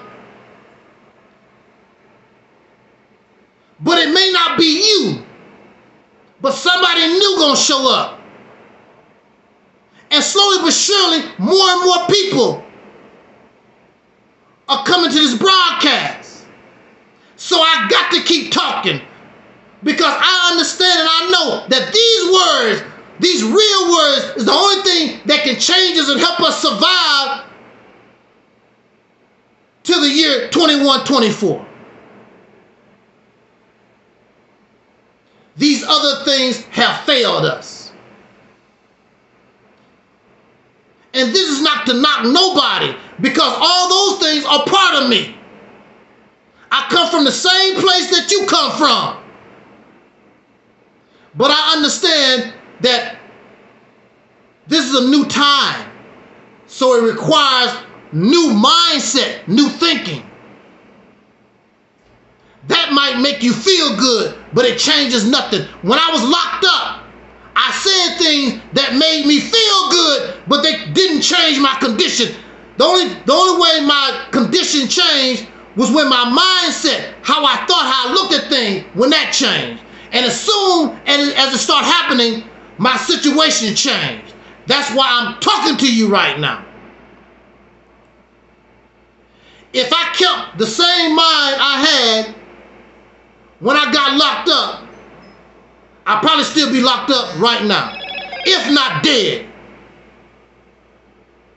If not dead. But when truth comes, life comes. And what was supposed to be dead, it brings life into it. I knew I was getting out of that place. I could feel it. Even though I was suffering failure after failure, I could see the light. I could see the door opening.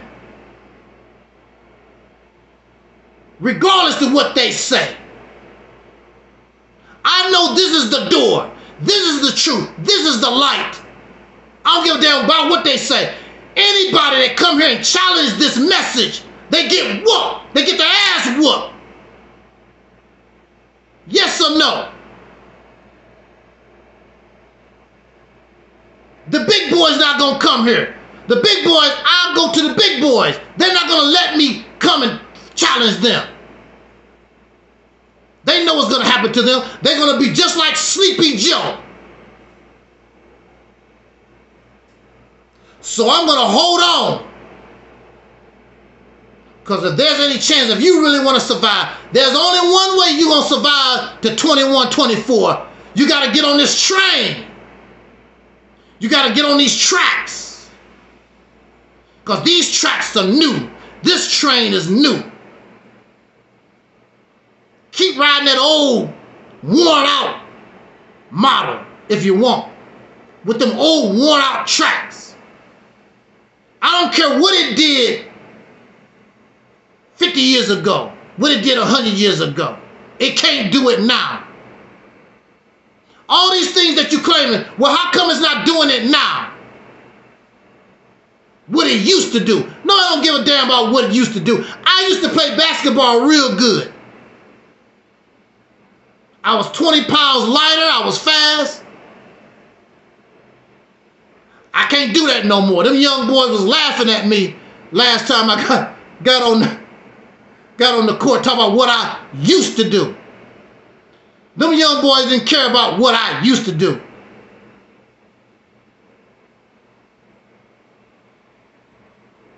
They care about what can you do now.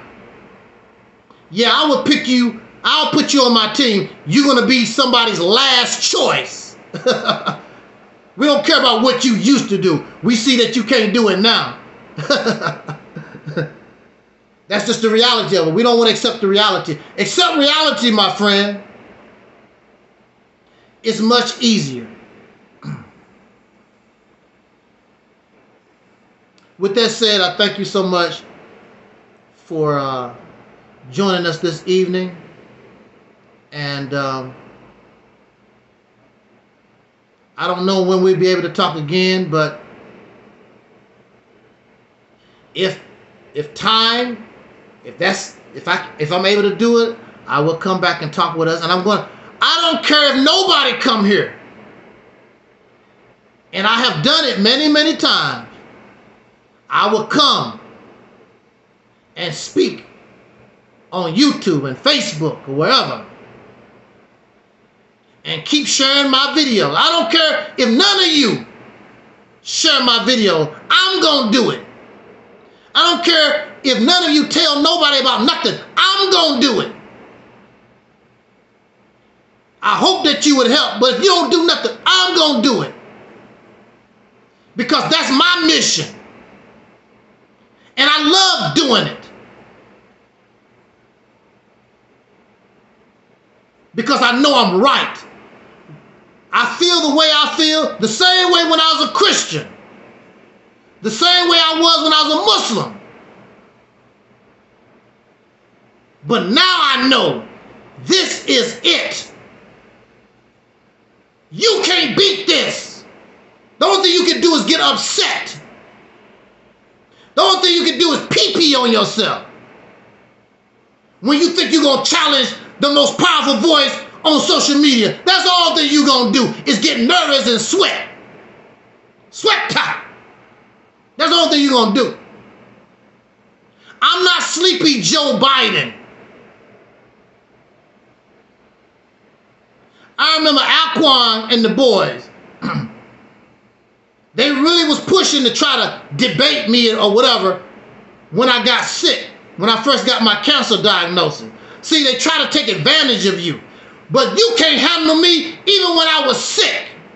You can't handle me even when I had tubes up my nose and in my stomach. You can't do nothing with me. I still have enough energy to deal with y'all weak ass.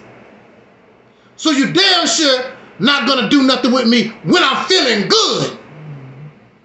I'm feeling good carrying cancer in my body.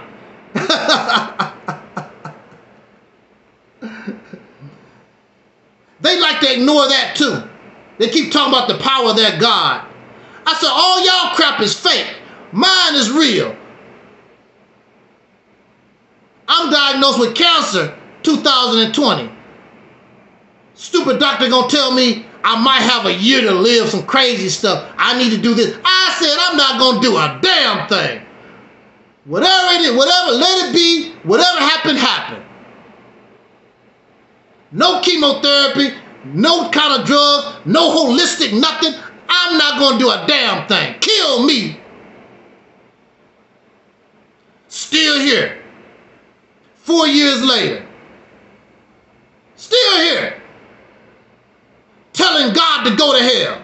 I can tell God to go to hell because God don't exist. I tell them spirits and spooks and demons, all y'all can go to hell. I'm not afraid because they don't exist. None of them. I've been on YouTube calling out God and the spirits and the spooks since 2007. None of them have showed up. Not one.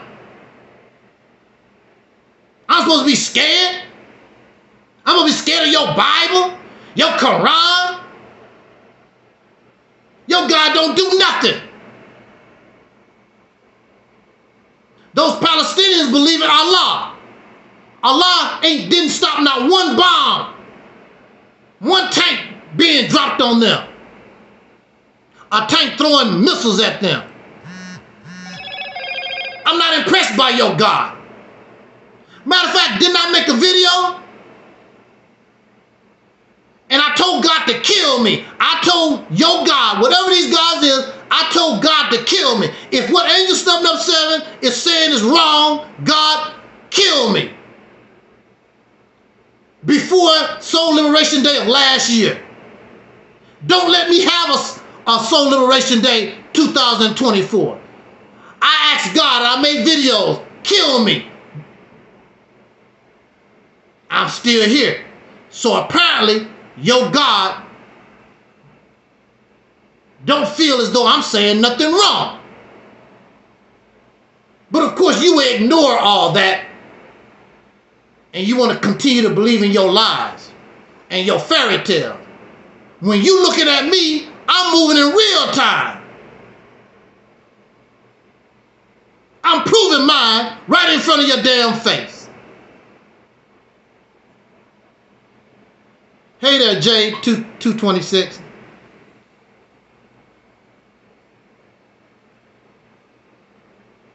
With that said, we're going to get out of here. J226 is in the house on Angelsnupnup7 YouTube channel, which we simulcasting. We also simulcasting on our Reality's Temple on Earth Internet Ministry Facebook channel. This is Reality's Temple on Earth Internet Ministry YouTube channel. I thank you so much. Subscribe. Also, I did put in the chat room, I'm ready to go now, but I did put in the chat room, because this could have been general discussion. Anybody that wanted to come here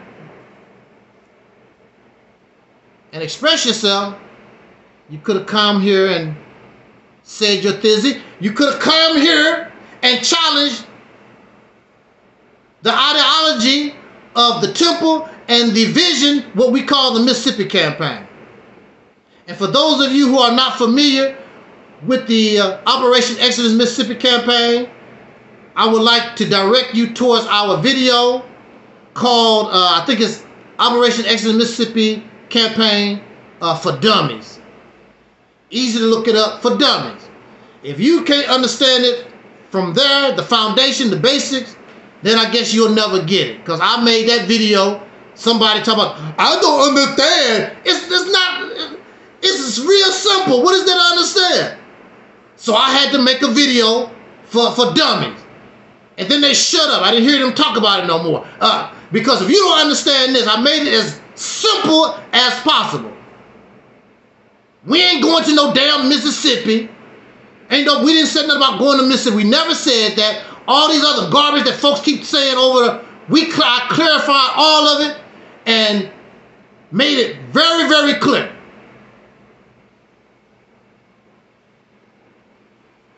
You want to challenge me with the Nation of Islam program? Bring it. I'm going to show you that Mississippi Campaign is that and more. Whatever you want to bring. But don't cry, don't get upset because you lose. Now, the only thing sad about it is you know you're wrong and you're going to keep doing what you're doing. That's why I don't like debates. That's why I don't like going back and forth with folks, because it don't make no difference what you really say. It don't make no difference what you prove. It don't make no difference what kind of evidence. They going to believe whatever. So what's the sense? Why you want to debate somebody and go back and forth when you're going to believe whatever it is you're going to believe anyway? I don't operate like that. When you show me there's a better way or whatever, first of all, you ain't never tried. We've never tried the Mississippi Campaign. But we've done these other things in the past. So we know about that. But if what you're saying makes sense, I can G with that. But if it don't make no sense, I can't get down with it. And I'm not gonna pretend I'm down with it. I'm gonna call you that's bull crap. I'm gonna call you a liar. That don't work. That's what they don't like about me too. They want somebody to kiss their little knee and be nice. I'm not into that, because I don't want your damn money. I want you free. There's a price for freedom. Freedom is not free. And if you're not willing to pay the price, you're never going to experience real freedom. So just keep enjoying the church that y'all go to. The Nation of Islam Church, the Moore Science Temple Church, Church with Jesus. Y'all just keep doing the same slave ass stuff that you've been doing. That don't bother me, because like the brother said earlier, where's his comment? It's not your fault. You've been conditioned that way for over 400 years. But we are the real awakened people. We are the real, if there's a God, we are the real God's children. We are the real children of the sun. Children of the light. We are, not you. Because your light is artificial. Our light is real.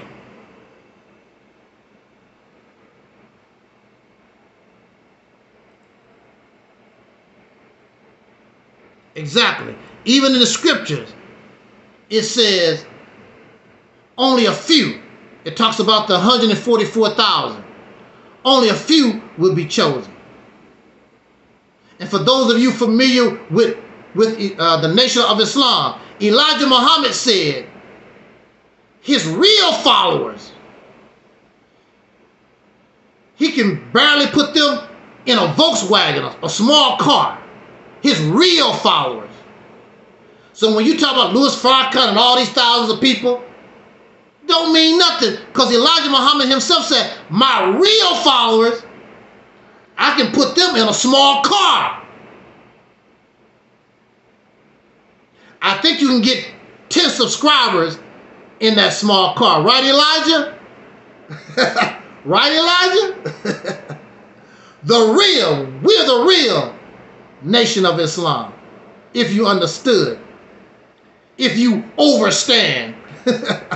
I don't know how you overstand anything, but they like to say that. If you overstand, we're the real Nation of Islam. On that note, y'all, let me get out of here. Jot down your comments, subscribe, share. Those of you who would actually want to make a Realities Temple channel and copy the video and let's just make some channels and put out there, be my guest. Do that. Let's do it. That would help a whole lot. Because if my channels get taken down, you can build your channel up. Because folks gonna always look for this. They're gonna look for it. Sooner or later, people gonna get tired of all this other garbage that they've been doing, because it's not going nowhere. They're gonna be looking for me. That's why I gotta keep talking. That's why I gotta keep doing what I do, because folks gonna start looking for something different. They're gonna get tired of losing. So I gotta be here to help them as long as I can, if I'm able to, so they can be successful, so they can be free for real and gain great substance, not just a bunch of talk. Talking don't mean nothing. I thank you. Shout out to our Facebook, Brother Freddie. Those in the chat room, Angelsnupnup7 YouTube. Those here on Realities Temple on Earth Internet Ministry YouTube, I thank you so much. I actually enjoyed myself much better than just making those small videos. That's what I was planning on doing. I'm like, I just go ahead and do all my topics on the live stream and be done with it. So, yeah, thank you. I appreciate it.